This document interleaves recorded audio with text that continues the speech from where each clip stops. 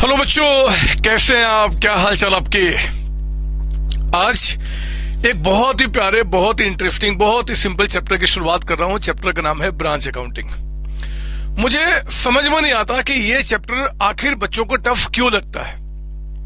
Believe कीजिए, आज का 2 घंटा आप मुझे अपना दीजिए, मैं इस 2 घंटे के एंड तक में आपको प्रूफ कर दूंगा कि इससे सिंपल कोई चैप्टर आपके लाइफ में पूरे सिलेबस में हो ही नहीं सकता। बस 2 घंटा आपसे मांगता हूं, अपनी घड़ी देख लो और फिर मैं आपको क्लास के एंड में पूछूंगा कि आपको ये चैप्टर सिंपल लगा कि टफ लगा। सुनिए ध्यान से। जब मैं बोलूंगा कि आपको लिखना है तो मेरे साथ लिखना है, जब बोलूंगा कि शांत हो जाओ तो फिर आप लिखना बंद कर देंगे और ऐसे हम क्लास को आगे बढ़ाएंगे। सुनेंगे ध्यान से। देखो, एक कंपनी है, मान लो एक्स लिमिटेड, और ये कंपनी मान लो आपका दिल्ली में काम कर रही है। ये दिल्ली में काम कर रही है, ठीक है ना?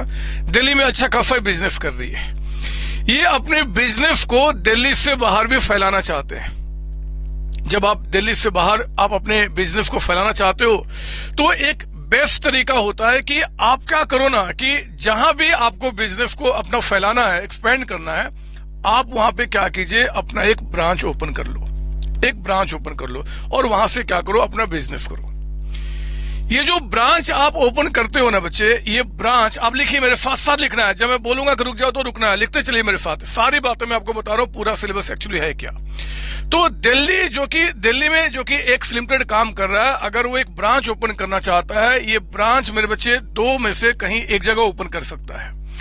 या तो ये ब्रांच ओपन करेंगे इंडिया में, अगर ये इंडिया में काम कर रहे हैं तो इनका ब्रांच जो ओपन होगा या तो इंडिया में होगा या फिर इंडिया से बाहर होगा। अगर ये इंडिया के अंदर ब्रांच ओपन करते हैं तो हम इसको इनलैंड ब्रांच कहते हैं। इनलैंड ब्रांच आपका, अगर आप ब्रांच कहां ओपन करते हैं जी, इंडिया में तो। और अगर आप इंडिया से बाहर ब्रांच ओपन करते हो तो हम इनको बोलते हैं फॉरेन ब्रांच। फॉरेन ब्रांच यानी कि जो ब्रांच इंडिया से बाहर काम करते हैं उनको बोलते हैं फॉरेन ब्रांच आपका, ठीक है ना? तो 2 तरीके के ब्रांच हो सकते हैं, इनलैंड या फिर फॉरेन ब्रांच आपका। देखो, ये जो इनलैंड ब्रांच है फॉर अकाउंटिंग पर्पस इनको अगेन हम 2 पार्ट में डिवाइड करते हैं। या तो जो इंडिया में ब्रांच काम कर रहे हैं वो डिपेंडेंट ब्रांच होंगे, या तो वो होंगे dependent branch. Sir, dependent branch क्या होता है? ठहरो ना, पहले लिखो मेरे साथ यहाँ पे। या तो वो डिपेंडेंट ब्रांच होंगे या फिर आपके होंगे इनडिपेंडेंट ब्रांच। Independent branch. तो इनलैंड ब्रांचेज यानी कि जो इंडिया में ब्रांच काम करते हैं, उन ब्रांचेज को हम 2 पार्ट में डिवाइड करते हैं फॉर अकाउंटिंग पर्पस। एक आपका डिपेंडेंट और दूसरा हमने क्या बोला, इंडिपेंडेंट ब्रांच। एक बात बताऊं, ये जो डिपेंडेंट ब्रांच होते हैं ना बच्चे, ये जनरली स्मॉल ब्रांचेज होते हैं, स्मॉल स्केल पे ये काम करते हैं। इनका ऑपरेशन बहुत बड़े स्केल पे काम नहीं करता। लेकिन ये जो ब्रांच होते हैं ना, ये ब्रांच जनरली क्या होते हैं, लार्ज स्केल पे काम करते हैं। लार्ज स्केल पे यानी कि बहुत बड़ा बिजनेस करते हैं। ब्रांच ही है बट वहां पे बहुत सारे ट्रांजेक्शंस आपके होते हैं। तो ये स्मॉल स्केल पे काम करते हैं, ये लार्ज स्केल पे काम करते हैं। नाउ ये सवाल उठता है कि जो ब्रांच छोटे स्केल पे काम करते हैं हम उनको डिपेंडेंट ब्रांच क्यों बोलते हैं, और जो लार्ज स्केल पे काम करते हैं हम उनको इंडिपेंडेंट ब्रांच क्यों बोलते हैं। देखो ना, बहुत ध्यान से मेरी बात सुनना। ये जो दिल्ली में एक्स लिमिटेड काम कर रहा है ना बच्चे, मान लो इसको हम कहते हैं कि ये हेड ऑफिस है। हेड ऑफिस कहां से काम कर रहा है? दिल्ली से काम कर रहा है। हेड ऑफिस मतलब जहां से कंपनी मेनली अपना बिजनेस कर रही है ना? तो एक हेड ऑफिस जो कि दिल्ली में काम कर रहा है, उसने क्या किया, एक छोटा कहीं पे ब्रांच ओपन किया। मुंबई में, चाहे मान लो नोएडा में, चाहे कहीं पर भी एक छोटा यहाँ पे क्या हुआ, ब्रांच स्टार्ट किया। तो ये जो हेड ऑफिस है ना, इस छोटे ब्रांच को बोलता है कि ब्रांच तुम ना बिजनेस करो, गुड्स तुम बेचो, तुम जो काम करना बस बिजनेस करो। तुम्हें ना अपने अकाउंट्स को मेंटेन करने का टेंशन नहीं करना है। यानी कि ये जो हेड ऑफिस है ना बच्चे, इस छोटे से ब्रांच को कहता है कि भैया आप सिर्फ बिजनेस करो, आप अननेसेसरी एक अलग से अकाउंटेंट रख के आप अपने अकाउंट्स को मेंटेन करोगे, वो ठीक नहीं है। आपके अकाउंट्स को मैं खुद मेंटेन कर लूंगा।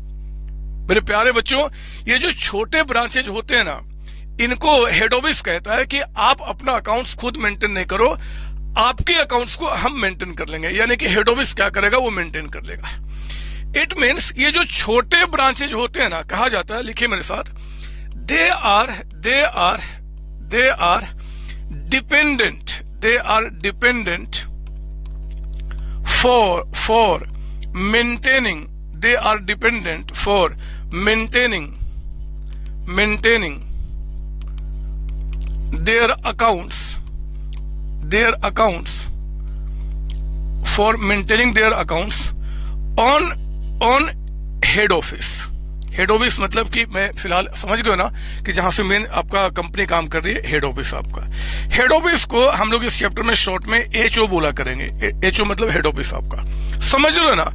मैं आपको पहले चैप्टर का इन डेप्थ कॉन्सेप्ट बताने की कोशिश कर रहा हूं कि आखिर छोटे ब्रांचेज को डिपेंडेंट क्यों बोला गया, क्योंकि हेड ऑफिस ने कहा कि देखो जी तुम छोटे स्केल पे काम कर रहे हो, ज्यादा कुछ ट्रांजेक्शन होंगे नहीं, उन छोटे मोटे ट्रांजेक्शन को रिकॉर्ड करने के लिए अलग से एक अकाउंटेंट रखोगे, उसको सैलरी पे करोगे, अननेसेसरी हमारा खर्च बढ़ेगा।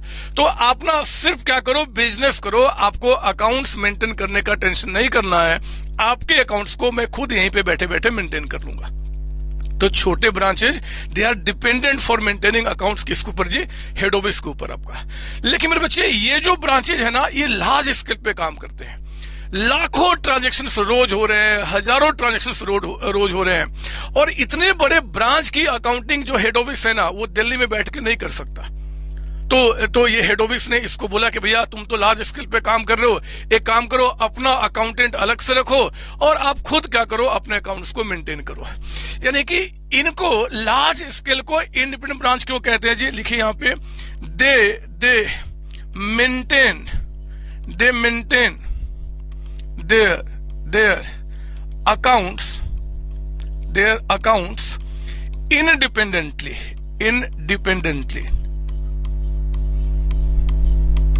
है ना, वो इंडिपेंडेंटली अपने अकाउंट्स को मेंटेन करते हैं, इनका ये अकाउंट्स मेंटेन नहीं करते हैं। तो मान लो आज के बाद कोई पूछता है कि बताओ डिपेंडेंट ब्रांच हम इनको क्यों बोलते हैं, साफ साफ बोलते हैं भैया इनका अकाउंट्स हेड ऑफिस मेंटेन करता है इसलिए इसको डिपेंडेंट बोलते हैं, और ये अपने अकाउंट्स को खुद मेंटेन करते हैं इसलिए हम बोलते हैं कि इनडिपेंडेंट हो अपने अकाउंट्स को मेंटेन करने के लिए। ठीक है ना मेरे प्यारे बच्चों, ये हमारा एंटायर सिलेबस है, ये हमारा पूरा का पूरा सिलेबस आपका है। इसमें यहाँ पे इंग्लैंड में डिपेंडेंट, इंडिपेंडेंट और तीसरा क्या जी, फॉरेन ब्रांच, यानी कि इंडिया से बाहर काम कर रहा वो। इस फॉरेन ब्रांच को पढ़ते समय ना हमें AS11 को पढ़ना होता है। AS11 पढ़ाऊंगा, वो भी आपके सिलेबस में है। AS11 कहता है कि फॉरेन में जो ब्रांच काम करते हैं उसकी अकाउंटिंग कैसे होगा, हम वो भी देखेंगे। ये आपका एंटायर सिलेबस है, ये आपको कॉपी कर लेना चाहिए। सर हो गया सर, आगे बताइए। देखो मैं ना आज की क्लास में आपको डिपेंडेंट ब्रांच को लेकर चलना चाहता हूं। बिलीव करो, जो बच्चा इसकी अकाउंटिंग समझ जाए ना, वो फिर बच्चे का खेल बन जाता सारी चीजें आपका। तो मेरा फोकस कहां जाएगा, डिपेंडेंट ब्रांच के अंदर में। और लिखो ना, आप नया पेज लो, चाहे तो इस पेज को छोड़ दो जो आपका पीछे चला गया, और हेडिंग डालिए आप क्या जी, dependent branch, dependent branch, dependent branch आपका। कोई मुझे बताएगा आप में से कि जो डिपेंडेंट ब्रांच होते हैं ये छोटे होते हैं कि बड़े होते हैं? सर अभी आपने बताया ये स्मॉल स्केल के ब्रांचेज होते हैं, छोटे ब्रांचेज होते हैं। अच्छा मुझे बताओ इनका अकाउंट्स कौन मेंटेन करता है?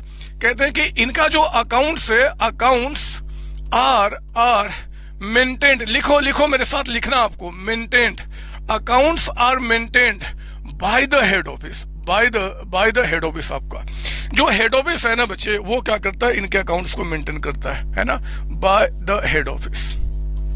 पता है ये जो हेड ऑफिस अकाउंट्स मेंटेन करेगा ना, इस यहाँ पे हमारे पास कुछ मेथड्स हैं, कुछ हमारे पास मेथड्स हैं। इन मेथड्स में से किसी भी मेथड से हेड ऑफिस इसके अकाउंट को मेंटेन कर सकता है। वो मेथड कौन कौन से हैं देखो ना, मैं आपको बता रहा हूं। 3 मेथड हमारे पास है। पहला मेथड आपका कहा जाता है डेटर सिस्टम, लिखिए यहाँ पे डेटर सिस्टम। फर्स्ट मेथड कौन सा हमारा होगा जी, डेटर सिस्टम। सेकेंड मेथड हमारे पास है बच्चे, सेकेंड मेथड आपका stock and debtor system. Second method आपका है stock and debtor system, stock and debtor system. और जो थर्ड मेथड हमारे पास है ना, थर्ड मेथड आपका उसको कहते हैं, लिखिए यहाँ पे थर्ड आपका final account method, final account method. ये 3 आपके पास मेथड हैं। अगर एक छोटे ब्रांच की हेड ऑफिस अपने बुक में अकाउंटिंग करना चाहता है तो इस 3 में से किसी भी एक मेथड के थ्रू अपना अकाउंटिंग कर सकता है। अरे हाँ, ये जो फाइनल अकाउंट मेथड है ना, इसको फर्दर हम 2 पार्ट में डिवाइड करते हैं, फर्दर 2 पार्ट में। एक पार्ट आपका लिखिए यहाँ पे, एक पार्ट आपका है कॉस्ट बेसिस, कॉस्ट बेसिस, और एक दूसरा लिखेंगे आप यहाँ पे नंबर बी में, ये आपका हो गया होलसेल बेसिस। होलसेल बेसिस लिखिए यहाँ पे, होलसेल बेसिस आपका। ये मैं आपको दिखा रहा हूं कि अगर एक हेड ऑफिस अपने छोटे ब्रांच की अकाउंटिंग करना चाहता है तो मेथड्स उसके पास कौन कौन से हैं जी? 3 मेथड है। इन 3 में से किसी भी एक मेथड के थ्रू वो अकाउंटिंग कर सकता है। एग्जाम में क्वेश्चन अगर आएगा तो किस मेथड से क्वेश्चन सॉल्व करना है, बहुत आराम से वो बताएगा, आपको उसी मेथड से क्वेश्चन को सॉल्व कर लेना होगा। तो ये हमारे पास आपका निकल के आया जी छोटे ब्रांच की अकाउंटिंग करने का। एक बात बताऊं, बहुत ध्यान से मेरी बात सुनना, ये डिपेंडेंट ब्रांच में जो आपको पढ़ना है ना, आपके जो सिलेबस है उस सिलेबस में 80% जो कंटेंट है, या कह दो कि एग्जाम में जो क्वेश्चन आते हैं उसमें 80% जो फ्रीक्वेंसी क्वेश्चन का आने का है ना, वो इसी से है बच्चे। मतलब कि अगर मैं आपको पूरा सिलेबस दिखाऊं तो मैक्सिमम क्वेश्चन आपके एग्जाम में क्या होते हैं, आप देख सकते हैं कि यहीं से निकल के आते हैं। 20% चांस है कि एग्जाम में क्वेश्चन या तो यहां से बनेगा चाहे यहां से, क्योंकि ये बहुत सिंपल हो जाते हैं। एग्जामिनर आपके कॉन्सेप्ट को अगर चेक करना चाहता है तो डिपेंडेंट ब्रांच का ही क्वेश्चन बनाएगा, और डिपेंडेंट ब्रांच में हमारे पास इतने सारे मेथड है, वो किसी भी एक मेथड से क्वेश्चन दे सकता है। मैं आपको सच्चाई बता रहा हूं, मेरी बात आप कहीं दिमाग में बैठा के रख लो। जो बच्चा इसके ऊपर में डेटर सिस्टम, जो बच्चा डेटर सिस्टम के ऊपर में कमांड कर लेगा ना, अगर आपको यह समझ में आ गया तो बाकी के जो मेथड्स है ना वो आपके लिए बच्चे का खेल बन जाते हैं, क्योंकि सारा कॉन्सेप्ट, सारा ट्रिक, सारा जो कॉन्सेप्ट है वो यहीं पे टिका हुआ है डेटर सिस्टम के अंदर में। तो आप जानते हो ना हम लोग क्या कर रहे हैं, मैंने आपको प्रॉमिस किया है कि आज की क्लास के एंड तक मैं आपको प्रूफ करूंगा कि इससे सिंपल कोई चैप्टर होगा नहीं। मैं वही टॉपिक उठाऊंगा जो कि सबसे ट्रिकी है, यानी कि डेटर सिस्टम, और इसके थ्रू मैं आगे बढ़ता हूं, ठीक है ना। तो मैं अब आपको डेटर सिस्टम के थ्रू अकाउंट समझाना चाहता हूं, और उसके भी पहले मेरे बच्चे, उसके भी पहले मैं एक बात आपको बताना चाहता हूं। पता है क्या, ये जो 3 मेथड आपको यहां पे बताए गए ना, ये 3 मेथड, आखिर ये 3 मेथड अलग से क्यों आखिर 3 मेथड? आप मुझे बताइए, मैं आपसे पूछता हूं, छोड़ दो मैं पढ़ाई की बात ही नहीं करता, मैं आपसे बात करता हूं। मुझे ये बताओ कि अगर मान लो एक हेड ऑफिस या कोई भी आदमी, आप हो, मैं हो, कोई भी, लिखना बंद करेंगे, बहुत ध्यान से मेरी बात सुनेंगे। कोई भी आदमी अगर मान लो अकाउंट्स मेंटेन करता है, मान लो हेड ऑफिस क्या कर रहा है जी, अपने ब्रांच का ही अकाउंट मेंटेन करना चाहता है, ब्रांच का ही, तो अकाउंट्स को मेंटेन करने का आपका मेन मोटिव क्या होता है? आप अकाउंट्स क्यों मेंटेन करते हो? यही जानने के लिए ना, अगर एक हेड ऑफिस अपने ब्रांच का अकाउंट्स मेंटेन करना चाहता है तो उसके पास मोटिव क्या है जी, कि भैया ये जो मेरा ब्रांच है वो प्रॉफिट कमाया है या फिर लॉस कमा रहा है एक साल के अंदर में। एक तो ये पता करना, बचपन से पढ़ते आ रहे हैं कि कोई भी अगर अकाउंट्स मेंटेन करता है तो उसको मेन मोटिव क्या जी, वो क्या प्रॉफिट क्या लॉस कमा रहा है वो जानना है। दूसरा, ये अगर इसका अकाउंट मेंटेन करना चाहता है तो ये जानना चाहता है भैया इसके पास एसेट्स कितने हैं, इसके पास लायबिलिटी कितना है, इसके पास कैपिटल कितना है, यही तो जानना चाहता है। गलत बोल रहा हूं क्या? आप मुझे बताइए, अगर ये हेड ऑफिस इस छोटे ब्रांच, स्मॉल ब्रांच का अगर अकाउंट्स मेंटेन करना चाहता है तो अकाउंट्स मेंटेन करने का किसी भी दुनिया में इंसान का, छोटा हो बड़ा हो कोई भी हो, तो ही तो मेन मोटिव होते हैं बच्चे। एक आपका प्रॉफिट लॉस को पता करना, और दूसरा आपके पास एसेट्स कितने हैं, कैपिटल कितना है, लायबिलिटी कितना है, यही तो पता करना चाहते हैं। बोलो ना हाँ, ये सर। देखो मैं पहले बता दूं आगे बढ़ने के पहले कि जब कोई हेड ऑफिस छोटा ब्रांच खोलता है ना तो वहां पे कैपिटल जैसा नाम नहीं आएगा, क्योंकि कैपिटल हमेशा हेड ऑफिस का होता है। वहां पे क्या नाम आएगा जी, उसका प्रॉफिट लॉस, दूसरा एसेट्स कितने, लायबिलिटी कितना है। पता है हेड ऑफिस ने सोचा कि भैया ये जो छोटा ब्रांच है ना, पता मैं आपको क्या बता रहा हूं, ये 3 मेथड का आखिर जन्म क्यों हुआ, क्यों 3 नए मेथड है, उसका रीजन आपको बताना चाहता हूं। ये हेड ऑफिस ने सोचा कि यार इस छोटे से ब्रांच का जो प्रॉफिट लॉस अकाउंट है, इसको पता करने के लिए मैं इस ब्रांच का क्या बना लेता हूं, trading account and profit loss account, और इनके एसेट्स कितना है, लायबिलिटी कितना है, इसके लिए क्या बना लो जी, बैलेंस शीट बना लो। हेड ऑफिस ने सोचा अपने छोटे ब्रांच का प्रॉफिट लॉस को पता करने के लिए ट्रेडिंग प्रॉफिट लॉस अकाउंट बना लेता हूं, और इनके एसेट्स लायबिलिटी को पता करने के लिए बना लूंगा बैलेंस शीट। क्या जाता है इसके अंदर में? हेड ऑफिस ने ऐसा सोचा मेरे बच्चे, लेकिन जैसे ही हेड ऑफिस ने ऐसा सोचा और करने की शुरुआत की, अकाउंट्स ने इस हेड ऑफिस को रोक दिया। अकाउंट्स कहता है कि हेड ऑफिस ना ना ना ना ना, अगर आप अपने इस छोटे से ब्रांच का ट्रेडिंग प्रॉफिट लॉस बनाना चाहते हो, बैलेंस शीट बनाना चाहते हो, तो आपको कंप्लीट अकाउंटिंग करना पड़ेगा। क्योंकि हमारा अकाउंट्स का रूल है कि कोई भी trading account, profit loss balance sheet अगर आपको बनाना है तो प्रॉपर अकाउंटिंग करना पड़ेगा। प्रॉपर अकाउंटिंग का मतलब हो गया फिर इस ब्रांच का आपका journal entry, ledger account, subsidiary book, trial balance सब कुछ बनाना पड़ेगा। पढ़ा ना 11वीं क्लास से। अब देखो हेड ऑफिस ने अकाउंट्स को बोला यार छोटा सा ब्रांच है, 8-10 आइटम के लेन देन होंगे, 8-10 आइटम के लिए आप कहते हो उसका जर्नल बनाओ, लेजर बनाओ, ट्रायल बैलेंस बनाओ, सब्सिडरी बुक बनाओ, फिर उसके बाद trading profit loss balance sheet. ये तो गलत होगा, ये तो बहुत लंबा प्रोसेस हो जाएगा। अकाउंट से बोला मेरी मजबूरी है, अगर इन सबको बनाना, ये नाम लिखना चाहते हो तो प्रॉपर अकाउंट्स आपको मेंटेन करना ही पड़ेगा। पता क्या हुआ, इस हेड ऑफिस ने एक चैलेंज लिया। इसने अकाउंट्स को बोला कि ठीक है, आप कहते हो कि trading account, profit loss balance sheet बनाओगे तो ये बनाना पड़ेगा, मैं इनको नहीं बनाऊंगा और इसलिए मैं इन अकाउंट्स को भी नहीं मेंटेन करने वाला, मैं नहीं मेंटेन करूंगा, मुझे कंप्लीट अकाउंटिंग नहीं करना। लेकिन बिना कंप्लीट अकाउंटिंग किए बगैर मैं इन तीन मेथड्स के थ्रू अपने इस छोटे से ब्रांच का प्रॉफिट लॉस भी पता कर लूंगा और इनके एसेट्स कितने हैं, लायबिलिटी कितना, वो भी पता कर लूंगा। ऐसा हेड ऑफिस ने किसको बोला? अकाउंट्स को। अकाउंट्स बोला कि आपकी मर्जी है, कोई दिक्कत नहीं, अगर आप ये नाम लिखोगे तब तो प्रॉपर अकाउंटिंग मेंटेन करना पड़ेगा। तो बिना प्रॉपर अकाउंटिंग किए बगैर वो कैसे अपने ब्रांच का प्रॉफिट लॉस पता करेगा, एसेट्स लायबिलिटी पता करेगा? इसी के लिए इस 3 मेथड का जन्म हुआ, इन 3 मेथड्स का जन्म हुआ। क्लियर है आपको ना? एक बार मुझे पता है कि आपको गुस्सा आ रहा होगा कि सर एक ही चीज बार बार रिपीट क्यों करो, बट बताऊं, मैं कैसे बताऊं आपको कि मैं आपके दिमाग में वो चीज बिठा देना चाहता हूं आगे बढ़ने के पहले, कि हमेशा ध्यान रखना मैं क्या बोल रहा हूं जी, कि प्रॉपर अकाउंटिंग करने के बजाय हेड ऑफिस क्या करेगा जी, इस छोटे ब्रांच का एक लिमिटेड अकाउंट्स मेंटेन करेगा और लिमिटेड अकाउंट्स मेंटेन करके इनका प्रॉफिट लॉस पता करेगा और इनके एसेट्स कितने, लायबिलिटी कितना, वो भी पता करेगा। वो कैसे पता करेगा, उसी के लिए हम 3 मेथड पढ़ रहे हैं। इस 3 मेथड में पहले हम किसकी शुरुआत करेंगे? आपका डेटर सिस्टम का। तो आइए, अब मैं पेज चेंज कर रहा हूं और मैं आपको डेटर सिस्टम पे लेके आ रहा हूं। आप बिल्कुल नया पेज लो और आप एक काम करो, बिल्कुल स्टार्टिंग में क्या कीजिए, हेडिंग डालिए और उस हेडिंग में क्या करेंगे जी, आप लिखेंगे डेटर सिस्टम।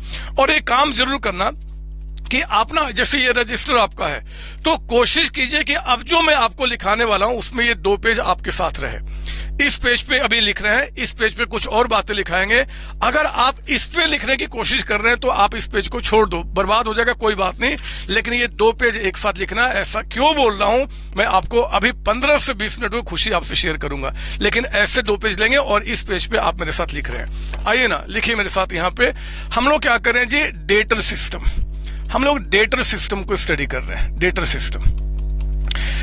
सिस्टम के अंदर क्या होता है, पहले बताओ रिकॉर्डिंग किसके बुक में होगा, मुझे बताइए रिकॉर्डिंग किसके बुक में होगा। ये देखिए आप, रिकॉर्डिंग किसके बुक में हो रहा है बच्चे? रिकॉर्डिंग हो रहा है हेड ऑफिस के बुक में। हेड ऑफिस क्या कर रहा है, अपने छोटे से ब्रांच का अकाउंट मेंटेन कर रहा है डेटर सिस्टम के थ्रू। तो ये कंफर्म्ड हो जाए कि डेटर सिस्टम जो आप फॉलो कर रहे हो ये किसके बुक में हो रहा है जी? In the book of head office.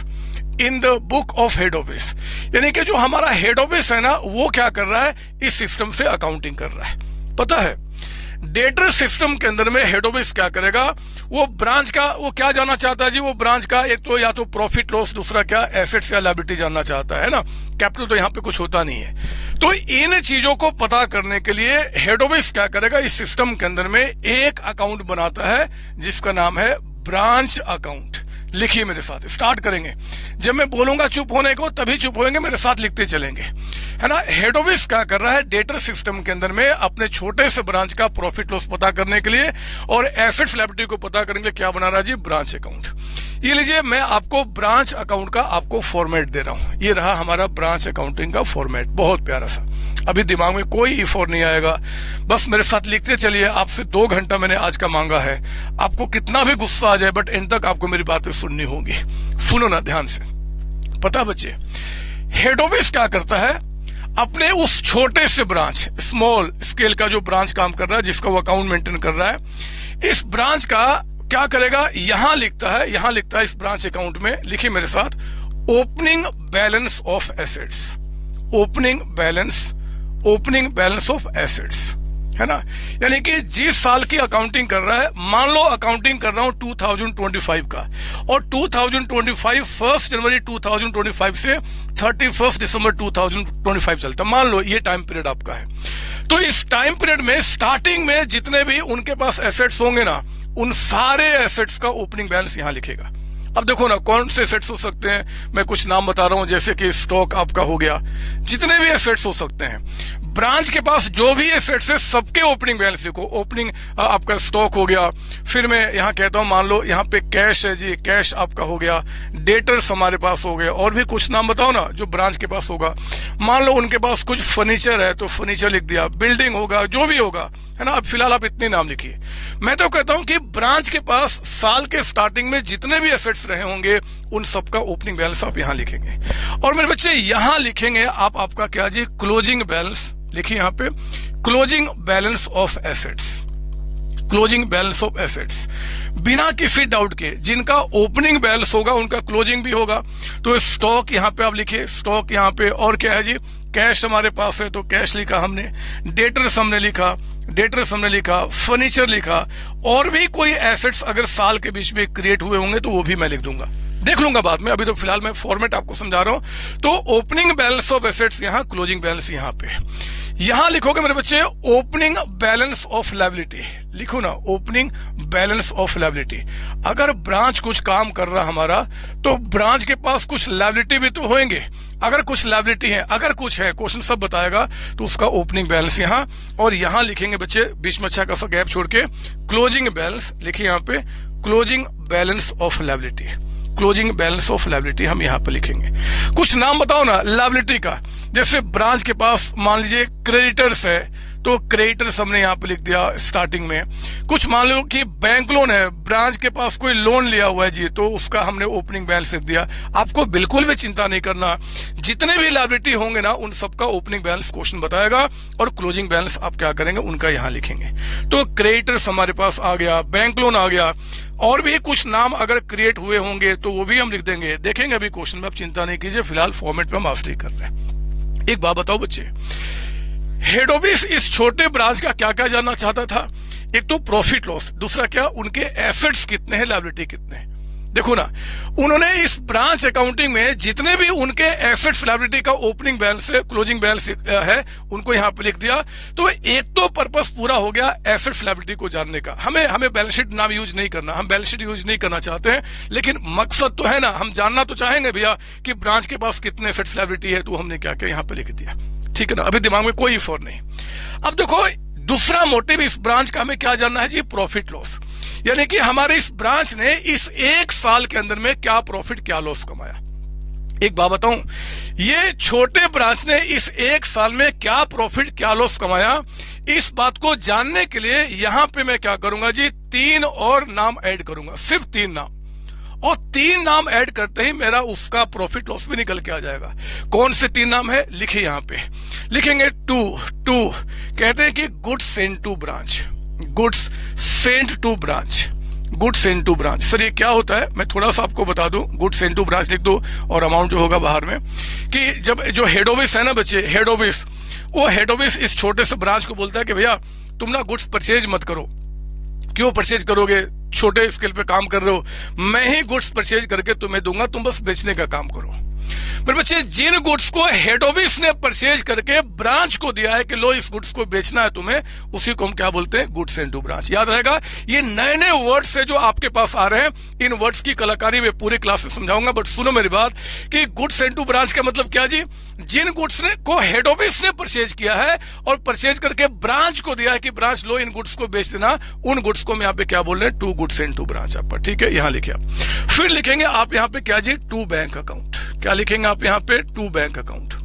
Sir to bank account कब लिखा जाएगा, लिखिए इसके अंदर में एक किसी की एंट्री आएगी, अगर कोई भी एक्सपेंसेज, साथ साथ लिखना आपको, कोई भी एक्सपेंसेज अगर पेड बाय हेड ऑफिस होता है, कोई भी एक्सपेंस अगर हेड ऑफिस पे करेगा, किसके लिए? ब्रांच के लिए। ऑब्वियस बात है, हम ब्रांच के प्रॉफिट लॉस को निकाल ले बदमाश। तो इस ब्रांच के लिए कोई भी एक्सपेंस अगर हेड ऑफिस पे करेगा, रेंट पे करेगा, सैलरी पे करेगा, कमीशन पे करेगा, कुछ भी, तुम क्या बोलेंगे? To bank account. आपका टू बैंक अकाउंट, ये उसका ब्रैकेट में चला जाएगा, टू बैंक अकाउंट आपका। और यहां पे क्रेडिट में एक नाम और लिखिए आप, यहां पे बाय रेमिटेंसेज।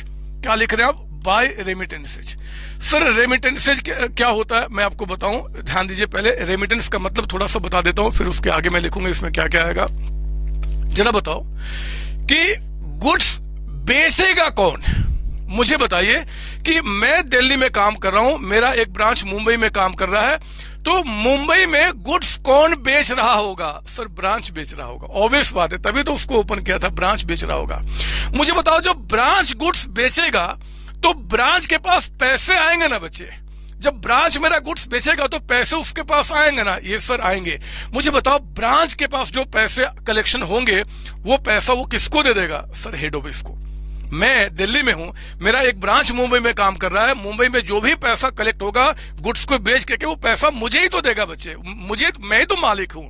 तो मेरे ब्रांच ने गुड्स को सेल करके जितना भी पैसा कलेक्ट किया वो पैसा क्या किया जी? मुझे दे दिया, यानी कि आपके हेड ऑफिस को दे दिया। तो जितना पैसा एक साल के अंदर में इस ब्रांच ने हेड ऑफिस को दिया होगा उसी को बोलते हैं रेमिटेंसेज। रेमिट करना, भेजना, जितना पैसा हेड ऑफिस ने ब्रांच ने क्या किया होगा, हेड ऑफिस को भेजा होगा, उसको बोलते हैं रेमिटेंसेज। मुझे बताओ, ब्रांच के पास पैसा कहां से आएगा जी रेमिट करने के लिए? सेल करके।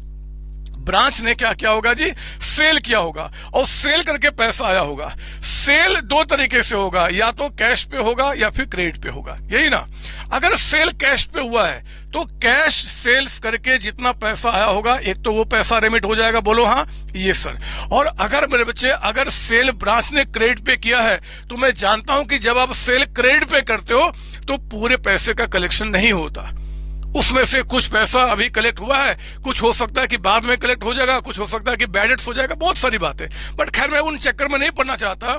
अगर सेल आपने क्रेडिट पे किया तो क्या हुआ होगा जी? कलेक्शन, उसमें से जितना भी पैसा आपने कलेक्शन किया होगा फ्रॉम डेटर्स, है ना, डेटर से जो पैसा कलेक्ट किया होगा। मान लो हमने 6 लाख का सेल किया क्रेडिट पे, 6 लाख में से हमने एक साल की अकाउंटिंग हो रहा है, 5,80,000 हमने कलेक्ट कर लिया, तो जितना पैसा कलेक्ट हुआ होगा वो भी हमने हेड ऑफिस को रेमिट कर दिया होगा। तो रेमिटेंस पे दूसरा नाम आएगा आपका क्या जी? कलेक्शन। दूसरा नाम क्या आएगा? Collection from debtors. सर 2-3 सवाल दिमाग में है, आपने मेरे साथ प्रॉमिस किया है कि जब तक मेरा 2 घंटा नहीं खत्म हो जाएगा कोई भी दिमाग में इफ और नहीं। बिलीव करो, आपके संतोष सर इस चैप्टर को बहुत मस्त तरीके से जानते हैं, और उतने ही मस्त तरीके से आपके दिमाग में बैठाना चाहता हूं ताकि लाइफ टाइम इस चैप्टर को ना भूले और दुनिया में किसी को भी आसानी से पढ़ा दे। मुझे बस 2 घंटे अपना दे दो और कुछ भी नहीं। तो मैं तो सिर्फ ये बोलना चाहता हूं कि रेमिटेंस का मतलब है कि छोटे ब्रांच ने गुड्स को बेच करके एक साल के अंदर में जितना भी पैसा कलेक्ट किया होगा वो पैसा उसने हेड ऑफिस को रेमिट कर दिया होगा, उसी को बोलेंगे रेमिटेंसेज। यानी कि पैसा क्या होगा जी? 2 होगा, एक कैश सेल्स का, एक कलेक्शन फ्रॉम डेटर्स आपका होगा। बस मेरे बच्चे, बस खत्म होगी बात। मैं इन सबको मिटा के हटाना चाहता हूं। ये तो मैंने ऐसे लिख दिया था आपको, है ना। और बताऊं, एक सच्चाई बताऊं, मजे की बात, अब आपका काम पूरा हो गया है, इसको क्लोज कर देना। इन सबको ऐड करना, इन सबको यहां पे क्या करना जी? ऐड करना, इन सबको ऐड करना, इनमें से इन सबको माइनस करना, इन सबको माइनस करना, इन सबको माइनस करना। अगर आपका बैलेंसिंग फिगर इस साइड आ गया, अगर आपका बैलेंसिंग फिगर इस साइड आ गया तो कह देना कि ये प्रॉफिट है, ये प्रॉफिट है एट ब्रांच। आप कह देना ये प्रॉफिट है एट ब्रांच। अगर बैलेंसिंग फिगर यहां आ गया, नो डाउट कि अगर बैलेंसिंग फिगर आपका इस साइड आ जाएगा, बैलेंसिंग फिगर इस साइड आ जाएगा तो कह देना ये लॉस है एट ब्रांच आपका। इसमें भी पूरी सच्चाई है कि चाहे प्रॉफिट आएगा चाहे लॉस आएगा एक ही कोई ना कोई, दोनों थोड़े ही आ पाएगा बदमाश। या तो डेबिट में बैलेंसिंग फिगर आएगा या क्रेडिट में। डेबिट में तो कह देना कि प्रॉफिट है और क्रेडिट में तो क्या कह देना? लॉस है आपका। बस मेरा काम पूरा हो गया। मैंने आपको बता दिया, मैं किनारे हो जाता हूं, आगे बढ़ूं उसके पहले अगर अभी तक आपने कॉपी नहीं किया है तो वीडियो को पॉज करके पहले यहां तो कॉपी कर लीजिए, उसके बाद ही मेरे साथ आगे आपको बढ़ना है। आप प्लीज कॉपी कर लीजिए। सर हो गया, आगे बताओ क्या बातें समझ में आपको आई? ये सर बातें समझ में आई? नहीं आई मेरे बच्चे? कहां आपको बातें समझ में आई? क्या क्या हो गया आपको? कौन सी अकाउंटिंग सीख के आज तक आप बड़े हुए हो? कैसे समझ में आया मुझे बताओ। ये कौन सा तरीका है प्रॉफिट निकालने का? ये प्रॉफिट निकालने कौन सा तरीका है? भूल गए वो बचपन की बातें? बचपन में आपके छोटे छोटे प्यारे प्यारे सर हुआ करते थे, इस प्रॉफिट लॉस को पता करने के लिए वो आपको सिखाया करते थे, ट्रेडिंग अकाउंट बनाओ, प्रॉफिट लॉस अकाउंट बनाओ। और उस ट्रेडिंग मैं थोड़ा सा दिखाना चाहता हूं, जरा देख लो, आप लिखना बंद करो, मेरा देख लो यहाँ पे, मैं उस बचपन की बात करना चाहता हूं। याद कीजिए, बचपन में आप क्या करते थे? बनाया करते थे trading and profit loss account. अगर मैं trading and profit loss account दोनों को इकट्ठा कर दूं, और अगर ये ट्रेडिंग प्रॉफिट लॉस बना रहा हूं किसका जी? एक ब्रांच का, छोटा ही सही यार, छोटा ही सही। अगर स्मॉल स्केल का, स्मॉल सर ये हम लिखे नहीं लिखना आपको, बस मेरी बात सुननी है।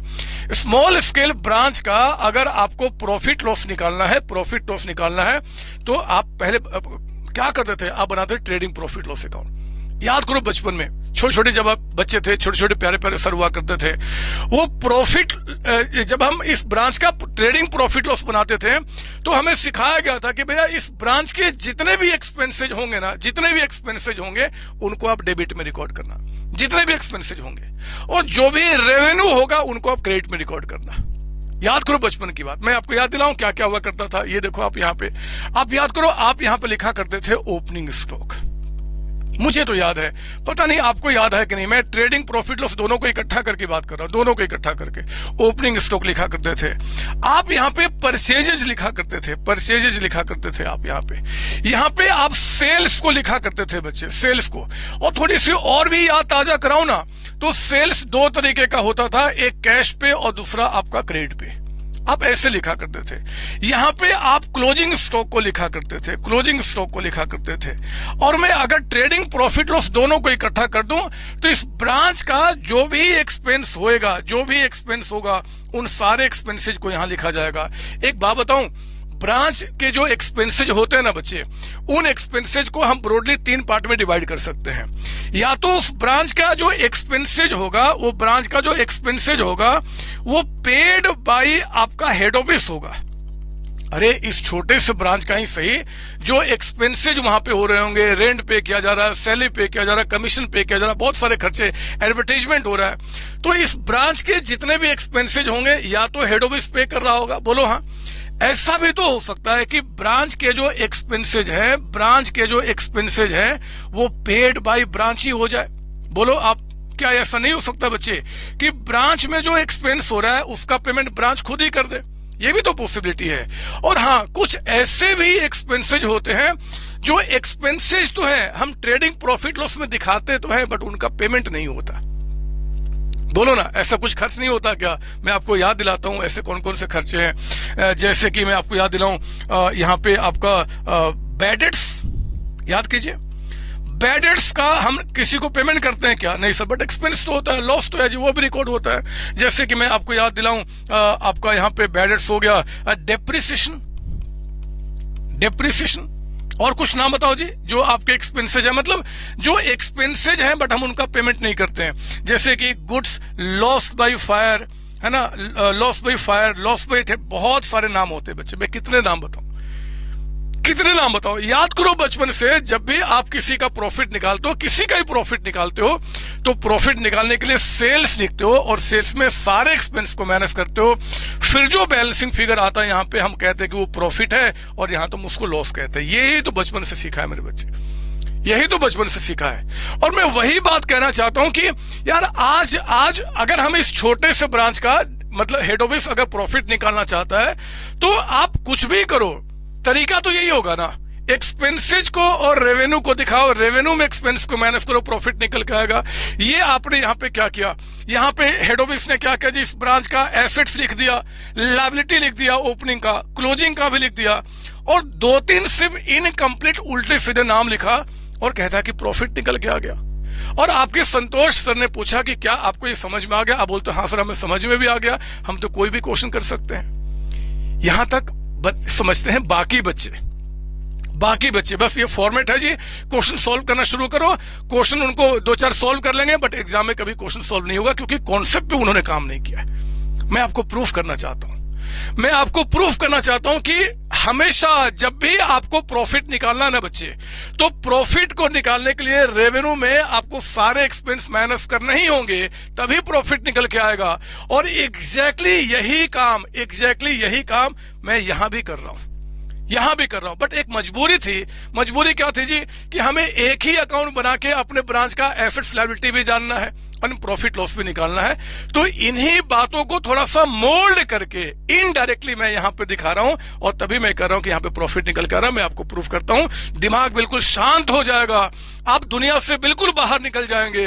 सिर्फ दो ही लोग आपको दिखाई देंगे, एक आप और एक आपके संतोष सर। और फिर आगे की बातें मेरी बहुत ध्यान से सुनेंगे। दिमाग में अभी कोई इफ और नहीं, मैं आज ही एग्जाम में आया आपका क्वेश्चन कराऊंगा, देखो कैसे आप करना शुरू कर दोगे। बट सुनो मेरी बात, मैं क्या करने वाला हूं, मैं प्रूफ करने वाला हूं। यहां की सारी बातें आपने यहां पे रिकॉर्ड की है, देखो कैसे। सुनो, मान लो ब्रांच के पास ओपनिंग स्टॉक यहां पे 50,000 था, 50,000 ओपनिंग स्टॉक 50 लिखता मैं यहां पे। अब देखो यहां पे आपने स्टॉक लिखा तो है, स्टॉक, ये जो स्टॉक के आगे जो अमाउंट है ना बच्चे, यहां पे स्टॉक के आगे जो अमाउंट आपका है, यहां पे हम क्या करेंगे जी, विल राइट यहां पे आपका 50,000 हो गया आपका, है ना। ओपनिंग स्टॉक देखो डेबिट में, तो हमने डेबिट में लिखा हुआ है। क्लोजिंग स्टॉक मान लो यहां पे आपके पास 60,000 था। आप देखो ना, यहां भी तो स्टॉक लिखा आपने, ये देखिए आपका स्टॉक यहां पे एंड में कितना दिख रहा है जी, 60,000। क्या फर्क पड़ता है? सेम चीज यहां भी ओपनिंग स्टॉक में डेबिट में लिखा करता था, यहां भी लिख रहा हूं। क्लोजिंग स्टॉक आप यहां लिखा करते थे, क्लोजिंग स्टॉक आप यहां लिखते हैं। सारी बातें एग्जैक्टली वही काम आपका निकल कर रहा है। सर ये तो हमें भी दिख रहा है, लेकिन सर जब हम ट्रेडिंग अकाउंट प्रॉफिट लॉस बनाते थे, तो परचेजेज मान लो यहां पे 4 लाख के हुए हैं, वो परचेज तो यहां दिख रहा है, बट यहां पे कहां दिख रहा है? दिख रहा है मेरे बच्चे, दिख रहा है एक दूसरे नाम से। ब्रांच अगर खुद परचेज करेगा तो क्या बोलता है? परचेजेज। लेकिन गुड्स अगर हेड ऑफिस ने परचेज करके ब्रांच को दिया है कि ब्रांच लो इस गुड्स को बेच देना, तो उसी को हम क्या बोलते हैं? Goods send to branch. अभी तो बताया था बदमाश, अभी तो बताया था मैंने, तो इसको हम क्या बोलेंगे? Goods send to branch. आपका मतलब कहने का कि वही 4 लाख रुपीज यहाँ पे गुड्स सेंड टू ब्रांच के नाम से आपका रिकॉर्ड हो रहा है। मैं प्रूफ कर रहा हूं ताकि आपका दिमाग में बात बैठ जाए कि जो अभी तक बचपन से आप काम किया करते थे, एग्जैक्टली वही काम हम यहां भी कर रहे हैं, ताकि कहीं कोई ट्रिकी कोई पॉइंट एग्जाम में आ जाए तो बहुत आसानी से सॉल्व कर जाए, है ना। तो ये देखो परचेजेज ना लिख के हमने यहां पे, सर फिर इसको हम परचेज नहीं लिख सकते? नहीं मेरे बच्चे, परचेज कब लिखेंगे? जब हेड ऑफ ब्रांच खुद परचेज करेगा। आएगा भी क्वेश्चन में, दिखाऊंगा, बहुत चीजें होने वाली है। फिलहाल तो दिमाग को शांत रखिए। ब्रांच खुद परचेज करता तो परचेज कहते हैं, बट क्योंकि यहाँ पे गुड्स कौन परचेज करता है? हेड ऑफिस करता है और ब्रांच को देता है। तो जिन गुड्स को हेड ऑफिस ने परचेज किया और ब्रांच को दिया बेचने के लिए, उसको हम क्या बोलेंगे? To goods and to branch. Amount देखो, अमाउंट में फोकस कीजिए, 4 लाख। नाम में क्या रखा है? सर ठीक है, ये तो बात समझ में आई सर, लेकिन सर सेल्स कहां लिखा, जरा बताओ। सेल्स, मान लो ब्रांच ने आपका सेल किया है 2 लाख रुपीज कैश पे और 6 लाख का सेल किया है क्रेडिट पे, तो सर टोटल सेल्स तो 8 लाख हो गया। 8 लाख आपको लिखना चाहिए था, वो कहां लिखा? मैं वो भी प्रूफ करता हूं, ये देखो आप यहाँ पे, वो भी देखो कैसे 8 लाख में आपको दिखाता हूं कैसे निकल के आ रहा है। ये देखिए आप यहाँ पे 8 लाख कैसे निकल के आ रहा है। थोड़ा सा इसको मैं वही ले लो जो लिखा था मैंने, सुनेंगे। देखो कैश सेल्स यहाँ पे कितना दिख रहा है? 2 lakh rupees cash sales. Cash sales यहां पे कितना दिख रहा है बच्चे? 2 लाख रुपीज। इसमें तो कोई झगड़ा ही नहीं है। कैश सेल्स आप यहां भी लिखा करते थे और कैश सेल्स आप यहां भी दिखा रहे, इसमें तो कोई झगड़ा नहीं है। हाँ, एक झगड़ा आप मेरे साथ कर सकते हो कि सर अगर सेल्स क्रेडिट पे 6 लाख हुआ है ना, मैं यहां आपको बता रहा हूं क्रेडिट सेल्स कितना हुआ है जी। क्वेश्चन कहता है कि मान लो 6 लाख रुपीज है ना, 6 लाख का क्रेडिट सेल्स है। 6 लाख में से मान लीजिए जो कलेक्शन हुआ इस 1 साल के अंदर में, क्योंकि अकाउंटिंग 1 साल का कर रहे हैं, अगर वो 5,80,000 ही है, 580, तब तो सर आपको यहां पे आप 6 लाख रुपीज लिख रहे हो, लेकिन रेमिटेंस में यहां पे क्रेडिट सेल्स नहीं लिखा है, आपने लिखा है कलेक्शन फ्रॉम डेटर्स। और जो कलेक्शन फ्रॉम डेटर्स है वो तो 580 है, तो आपने यहाँ पे 580 लिखा हुआ है। सर यहां तो आप पकड़ में आ गए, आपने तो गलत काम किया है, कॉन्सेप्ट आपका गलत है। क्योंकि यहाँ पे देखो तो 8 लाख रुपीज का फिगर दिख रहा है सेल्स, जो 8 लाख का है, बट यहाँ पे सेल्स साइड कितना दिख रहा है जी? 780 आपका। ये तो सर गलत हुआ मेरे प्यारे बच्चों, कोई गलती मैंने नहीं किया। आप सुनो, यहां भी मैं आपको 8 लाख ही दिखा रहा हूं। यहां पे 8 लाख दिख रहा है ना आपको, यहां भी 8 लाख में दिखाता हूं। बोलो इस 2 लाख में कोई झगड़ा है? नहीं सर। सुनो ध्यान से, बताओ कि अगर मैं सेल करता हूं क्रेडिट पे 6 लाख रुपीज का, 6 लाख का क्रेडिट पे सेल्स करता हूं और 6 में से 580 का कलेक्शन हो गया, तो साल के एंड में अभी डेटर से मुझे और कितना कलेक्ट करना होगा जी? सर 20,000। कॉमन सेंस है यार। अभी जरा बताओ, 6 लाख का सेल करूंगा क्रेडिट पे और 6 लाख में से 580 कलेक्ट हो गया, तो 20 अभी और कलेक्ट करना होगा ना? अरे बोलो ना हाँ बदमाश। Yes sir. तो जो आपको डेटर्स आपका एंड में कितना निकल के आ रहा है? 20,000। इसी को मैं डेटर्स के आगे क्या करूंगा? यहाँ पे 20,000 दिखा दूंगा। लीजिए, मेरा काम पूरा हो गया। ये देखो, मुझे बताओ यहां पे टोटल मुझे कितना दिखाना था? 8 लाख। 2 लाख का कैश सेल्स, 6 लाख का क्रेडिट सेल्स। यहां पे दिखाया कैश सेल्स को ऐसे ही लिखा, और क्रेडिट सेल्स को जो 6 लाख रुपीज का अमाउंट है, उस 6 लाख को यहां पर लिखने के बजाय कलेक्शन 580 एंड 20 जरा बताओ 580 प्लस 20 इस साइड कितना अमाउंट आपको दिख रहा है? 580 प्लस 20 बताओ इस साइड कितना दिख रहा है? 6 लाख रुपीज का अमाउंट, 6 लाख का, जो कि क्रेडिट सेल्स के बराबर है। सर एक सवाल है, पूछो ना क्या?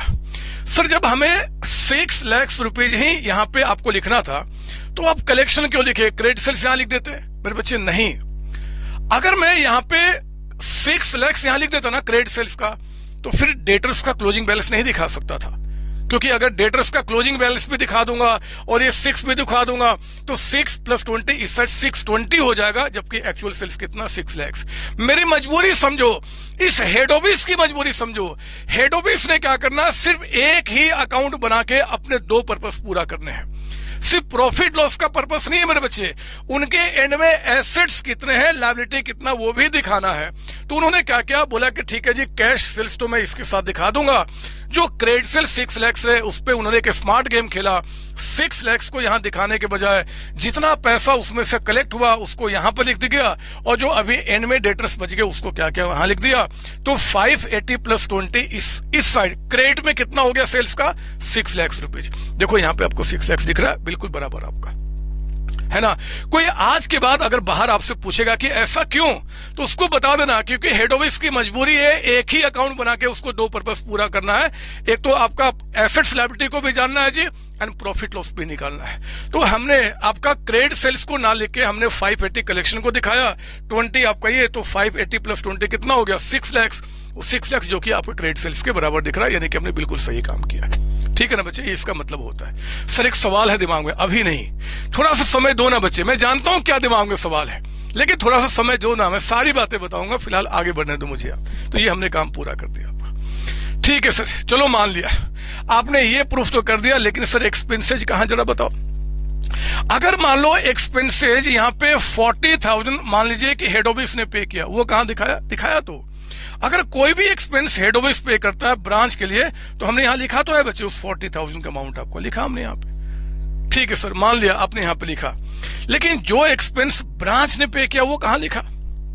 मान लो कि ब्रांच ने भी 20,000 का एक्सपेंस किया है।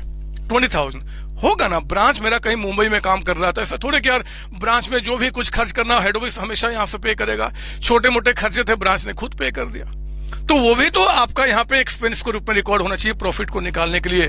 सर उसको तो आपने यहाँ पे रिकॉर्ड किया ही नहीं। किया मेरे बच्चे, मैं आपको दिखाता हूं ना, आप सुनो तो मेरी बात। ये देखो कितना ब्रांच ने पे किया? 20,000। मैं आपसे पूछता हूं, छोड़ दो अकाउंट्स को, मैं आपसे बात करता हूं। मैं यहाँ पे दिल्ली में काम कर रहा हूं, मैं हेड ऑफिस हूं, मेरा एक ब्रांच मुंबई में काम कर रहा है। उस ब्रांच को का जो मैनेजर है ना बच्चे, वो आप हो। मेरा जो ब्रांच मुंबई में काम कर रहा उसका मैनेजर आप हो, आप ही सर्विस करवाओ, आप ही सब कुछ संभाल लो। मुझे बताओ, उस ब्रांच का रेंट पे करना है, सैलरी पे करना है, आप अपने घर से पे करोगे क्या? बोलो ना बदमाश। अगर मान लो मेरा एक ब्रांच कहीं पे काम कर रहा है, उस ब्रांच को अगर आप संभाल रहे हो, तो क्या उस ब्रांच में छोटे मोटे कोई भी एक्सपेंस होगा तो क्या आप अपने घर से पे करोगे? कभी नहीं होगा। आप क्यों पे करोगे? आप थोड़े उसके मालिक हो जी, मालिक तो मैं हूं। तो पता क्या होगा बच्चे, जब भी ब्रांच को एक्सपेंस पे कर रहा होगा ना, मैं आपको दावे के साथ बता सकता हूं कि जो भी ब्रांच एक्सपेंस पे कर रहा होगा, इसका पेमेंट करने के लिए हेड ऑफिस ने ब्रांच को पहले से कुछ कैश देके रखा होगा कि भैया ये कैश तुम अपने पास रखो, जो भी खर्चे होगा आप इसमें से पे कर देना।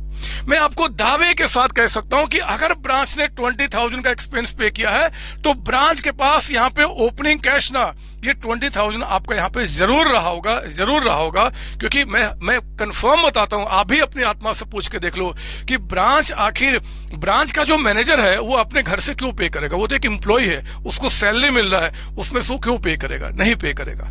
तो अगर ब्रांच ने कोई भी एक्सपेंस किया होगा तो कंफर्म है कि हेड ऑफिस ने क्या किया होगा, जो उसको पैसा दिया होगा उसी में से पे किया होगा।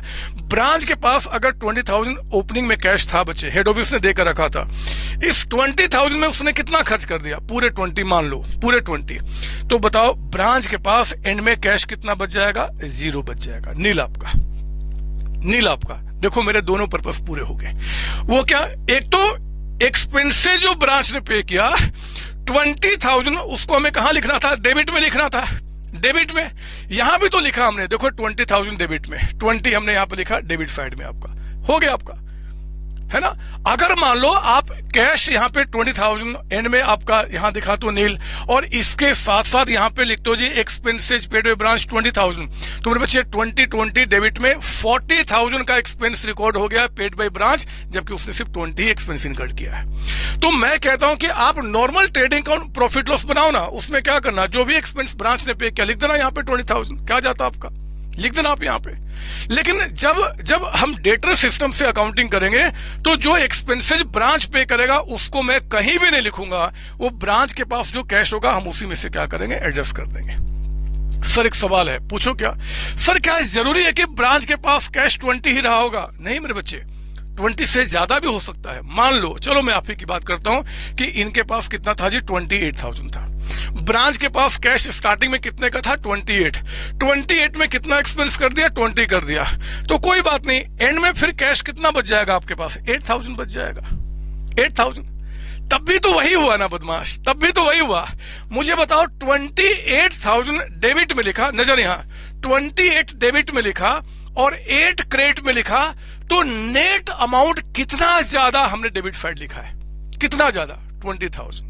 हमेशा उतना ही अमाउंट आपका निकल के आएगा जितना एक्सपेंस ब्रांच ने पे किया है। आप देख सकते हो 28 और फिर आपका 8, यानी कि वही निकल गया है। सर एक और भी सवाल है, अभी नहीं, जितना सवाल मैं रेज कर रहा हूं उतनी अभी दिमाग में लेके चलो ना, 2 घंटे का समय भी आपने मुझे दिया है ना।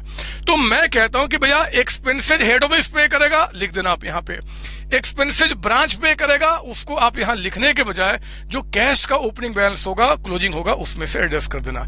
28 है तो 28 माइनस 20 हो गया तो 8 आपका हो गया। 30 रहेगा, 30 माइनस 8 तो 22 कितना, 30 माइनस 20 तो 10 हो जाएगा, एंड सो ऑन, कुछ भी आपका हो जाए, कोई बात नहीं। आई बात समझ में? Yes sir. तो मेरा कुछ ज्यादा आपको बोलना नहीं, बहुत सिंपल बात है। आप कहते हो कि सर ठीक है सर, ये डेप्रिसिएशन कहां लिखा आपने? डेप्रिसिएशन, मान लो आपका जो फर्नीचर है मेरे बच्चे, फर्नीचर है, वो फर्नीचर आपका स्टार्टिंग में 1 लाख रुपए का था, 1 लाख रुपए का मान लो, और 1 लाख में 10,000 वो डेप्रिशिएट हो गया। तो हम तो ट्रेडिंग प्रॉफिट लॉस में वो 10,000 दिखाते हैं ना, जितना हमारा एक्सपेंस हुआ। सर वो कहां लिखा आपने? आप तो फर्नीचर 1 लाख रुपए 1 लाख लिख दिया आपने। मेरे बच्चे थोड़ा सा सुनो ना मेरी बात सुनो। आप मुझे बताओ 1 लाख का फर्नीचर ब्रांच के पास स्टार्टिंग में है, 1 लाख में अगर 10,000 का वो डेप्रिशिएट हो गया, अगर 1 में 10,000 डेप्रिशिएट हो गया, तो बताओ जरा कि आपके पास एंड में फर्नीचर की वैल्यू कितनी बच जाएगी? 1 लाख रुपए का अगर स्टार्टिंग में फर्नीचर है, उसमें से 10,000 अगर डेप्रिशिएट हो गया, तो एंड में बैलेंस कितना बच जाएगा? 90,000। आप 90 यहां लिखोगे। बोलो जरा, 1 लाख रुपए डेबिट में, सॉरी 1 लाख रुपए आपने क्या किया? अरे आजा बदमाश, 1 लाख रुपए डेबिट में और 90 क्रेडिट में, ज्यादा 10,000 आपने किधर लिखा है? इस साइड लिखा है। क्यों लिखा है ऐसे? मजबूरी है, एक ही अकाउंट बना के 2 पर्पस पूरे करने हैं। हमें एसेट्स लायबिलिटी का भी ओपनिंग बैलेंस अपने दुनिया को बताना है और हमें प्रॉफिट लॉस भी निकालना है। तो हमने क्या किया जी, फर्नीचर का ओपनिंग एंड क्लोजिंग यहां पे लिखा, और इन दोनों का जो नेट इंपैक्ट है 10,000, वो आपका क्या हुआ? वो इसी के बराबर निकल के आ गया। अगर आपका दिमाग कहता है कि सर ऐसा कर लेते हैं ना, ऐसा कर लेते हैं कि 1 लाख ये भी लिख देते हैं, 90 यहां पर भी, और यहां पे हम डेप्रिसिएशन 10,000 दिखा देते हैं, क्या जाता है? मेरे बच्चे गलत हो जाएगा, डबल काउंटिंग हो जाएगी। 2 बार एक ही एक्सपेंस आपने दिखा दिया। एक तो 10,000 आपने ये दिखा दिया, और एक 1 लाख माइनस 90 10,000 और आपका डेबिट में दिख रहा है इनडायरेक्टली, तो एक्सपेंस 20 हो गया, जबकि एक्सपेंस 10,000 हुआ है। तभी तो मैं कहता हूं कि ठीक है जी, आप एक काम करो कि जो भी एक्सपेंसेज, जो भी आपका जो डेप्रिसिएशन है, उस डेप्रिसिएशन को आप क्या करो कि उसको यहां दिखाने के बजाय जो उस जिस पे हमने डेप्रिसिएशन चार्ज किया उसी को ओपनिंग क्लोजिंग बैलेंस से क्या किया, एडजस्ट कर लीजिए, काम पूरा हो गया। आप कहते हो कि सर मान लो यहां पे 5000 का बैड डेट्स हुआ, वो कहां दिखाया? अरे वो भी दिख गया।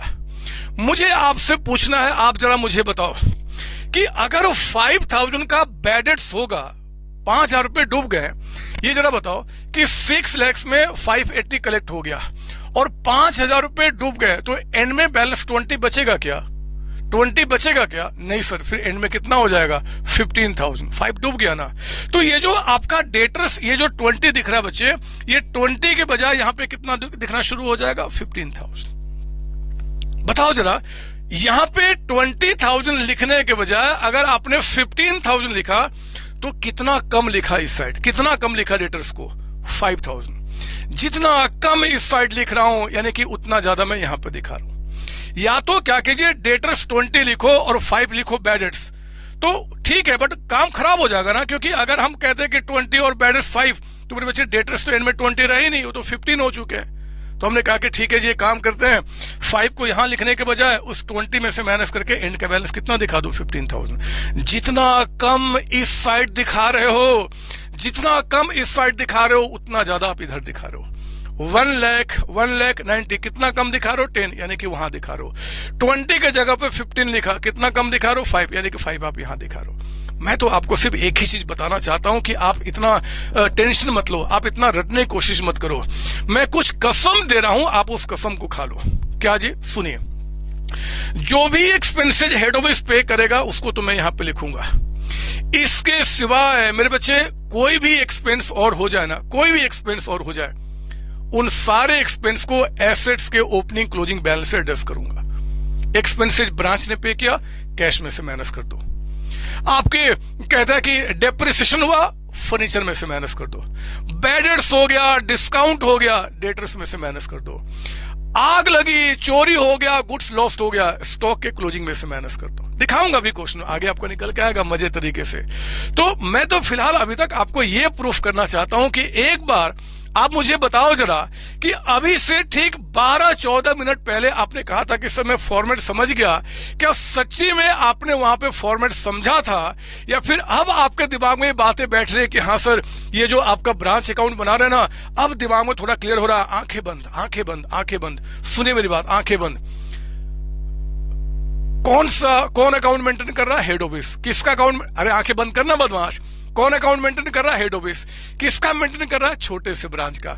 छोटे से ब्रांच को मेंटेन करने के लिए कौन से मेथड की बात कर रहा हूं? डेटर सिस्टम का। डेटर सिस्टम में आपका कौन सा अकाउंट बनेगा? ब्रांच अकाउंट बनेगा। ब्रांच अकाउंट बनाने का हमारा मेन मोटिव क्या है? एक ही अकाउंट को बना के प्रॉफिट लॉस और एसेट्स लायबिलिटी सब कुछ निकालना, क्योंकि हमें लिमिटेड अकाउंट्स मेंटेन करना है। वो आपका ब्रांच का प्रॉफिट लॉस एसेट्स लायबिलिटी निकालने के लिए हम क्या करेंगे? तीन का मतलब कि एक तो ओपनिंग एसेट्स लायबिलिटी, फिर क्लोजिंग एसेट्स लायबिलिटी, और फिर 3 नाम, goods send to branch, to bank और रेमिटेंसेज आपका। इसके बाद क्या जी? कोई भी एक्सपेंसेज अगर ब्रांच ने पे किया, कैश में से माइनस हो जाएगा। कोई भी नॉन कैश एक्सपेंस है, नॉन कैश मतलब जो एक्सपेंस तो बट पेमेंट नहीं होता, बैड डेट्स हो गया, डेप्रिसिएशन हो गया, आपका वो क्या बोलते हैं, loss by fire, loss by theft, वो एसेट्स के ओपनिंग क्लोजिंग से माइनस कर देंगे और काम पूरा हो गया। बोलो जरा कि पहले आपको बातें समझ में आई थी कि अभी आपको बात समझ में आई है? बोलो ना। आप अगर इसको मुझे आप चैनल पे मेरा देख रहे हो तो कमेंट सेक्शन में बताएंगे, और अगर आप मेरे पेड स्टूडेंट्स हैं तो जिस टाइम पे ये ब्रांच अकाउंट आप पढ़ रहे होंगे उसी टाइम पे आपको डाउट सेशन नंबर पे आपको मुझे भेजना है कि हाँ सर यहां तक की बातें पहले आपको समझ में आई थी कि अभी आपको समझ में आई। जरूर आप भेजेंगे इसके आगे बढ़ने के पहले, और आप जरूर कमेंट करेंगे इससे आगे बढ़ने के पहले वीडियो को पॉज करके। सर समझ में आ गया सर, आगे बताओ। मेरे बच्चे अभी नहीं, अभी भी अगर आप कहते हो कि समझ में आ गया तो ये आपका अति विश्वास है, क्योंकि अभी भी मेरे 2 घंटे भी खत्म नहीं हुए हैं। अब सुनिए ध्यान से, मैं पहले कुछ आपको नोट लिखाना चाहता हूं, कुछ नोट लिखा। इसको मैं मिटा दूं, मुझे इसकी कोई रिक्वायरमेंट नहीं है। अब आप समझ गए होंगे कि ये चीज हमें यहाँ पे दिख रहा है इनडायरेक्टली। अब कुछ पहले मैं आपको नोट लिखाना चाहता हूं। अरे आजा बदमाश, चलिए लिखिए मेरे साथ यहाँ पे कुछ नोट। ये क्यों ऐसा हो रहा है? लो आप आ जाइए, मैं इससे ले लेता हूं। आप लिखिए मेरे साथ यहाँ पे कुछ नोट। लिखेंगे इसी से जुड़ा हुआ इंपॉर्टेंट नोट, क्योंकि ये बातें जितनी जल्दी आपके दिमाग में बैठी है ना, आप बदमाश बच्चों भूल जाते हो आप। और मैं चाहता नहीं कि आप इस चैप्टर का कुछ भी भूले, क्योंकि बहुत प्यारा चैप्टर है। एग्जाम में क्वेश्चन आएगा, बहुत रेयरेस्ट केस में बच्चा अटेम्प्ट करता है, आप जरूर करोगे और अच्छे मार्क्स लेकर आओगे। और हमेशा एग्जाम में देखा गया कि एक क्वेश्चन तो इससे बनता ही बनता आपके। लिखेंगे आप important note for revision. Exam के टाइम पे आपको इससे फटाफट रिवीजन होगा, रिवीजन है ना। अंडर क्या जी, debtor system, under debtor system की बात कर रहे हैं। लिखेंगे यहां पे note number one. In this method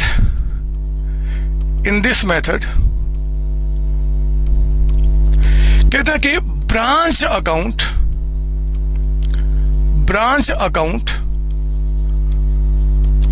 is prepared. आप इसमें क्या करते हैं, ब्रांच अकाउंट बनाते हैं, ठीक है ना। नंबर टू लिखेंगे यहाँ पे। नंबर 2 कहते हैं कि लिखना है यहाँ पे, expenses paid by branch,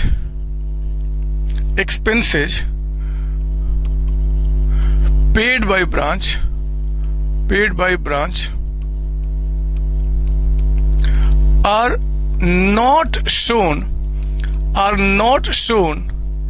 in branch account, लिखिए साथ are not shown in branch account because they are adjusted, या कह दो subtracted, कह दो ज्यादा बढ़ रहेगा, subtracted through branch cash account.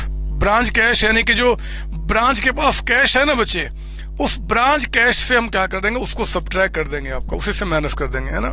Number 3 लिखिए आप यहाँ पे। नंबर 3 नॉन कैश एक्सपेंसेज, मतलब वो एक्सपेंस जो एक्सपेंस तो है बट उनका पेमेंट नहीं होता। Non cash expenses are not shown in branch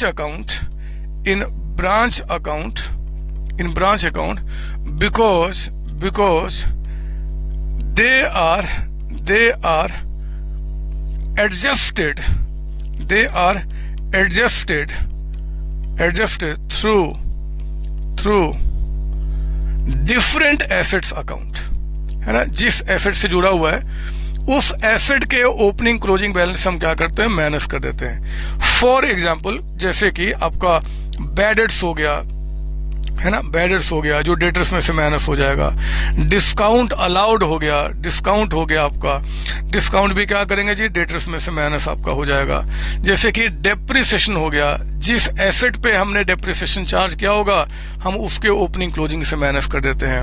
कहता है कि गुड्स लॉस्ट बाय थेफ्ट हो जाए, theft, lost by fire, theft oblique fire, etcetera और भी जितने सारे नाम आप जानते हैं नॉन कैश के, वो सब मेरे बच्चे हम क्या करते हैं, ब्रांच अकाउंट में नहीं दिखाते, वो एसेट्स के ओपनिंग क्लोजिंग से माइनस हो जाते हैं, ठीक है ना। फोर्थ लिखेंगे आप यहाँ पे। फोर्थ लिखेंगे credit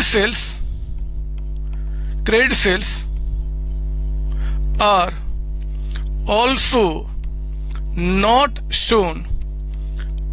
shown in branch account, है ना। ये भी ब्रांच अकाउंट में हम नहीं शो करते हैं, क्योंकि आपको पता है कि इसके जगह पे हम क्या करते हैं जी, कलेक्शन को रेमिटेंस में दिखाते हैं और डेटर्स के क्लोजिंग बैलेंस को।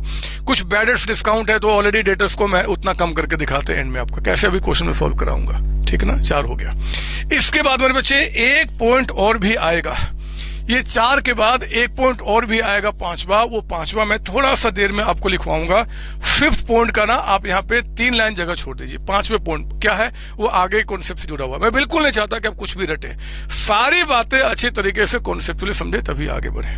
यहां तक कोई डाउट आपको? नहीं सर, मैं ना सोच रहा हूं कि पहले यहां तक एक क्वेश्चन जो आपके एग्जाम में कभी आया है, पहले वो क्वेश्चन करा दूं मैं आपको, और आपको विश्वास दिला दूं कि डेटर सिस्टम पे बहुत हद तक आप मास्टरी कर चुके हो, फिर मैं आगे बढ़ूंगा, है ना। तो 5वें पॉइंट का जगह छोड़ दीजिए, मैं इसको मिनिमाइज करता हूं और अपने बुक को आपके लिए ओपन करता हूं।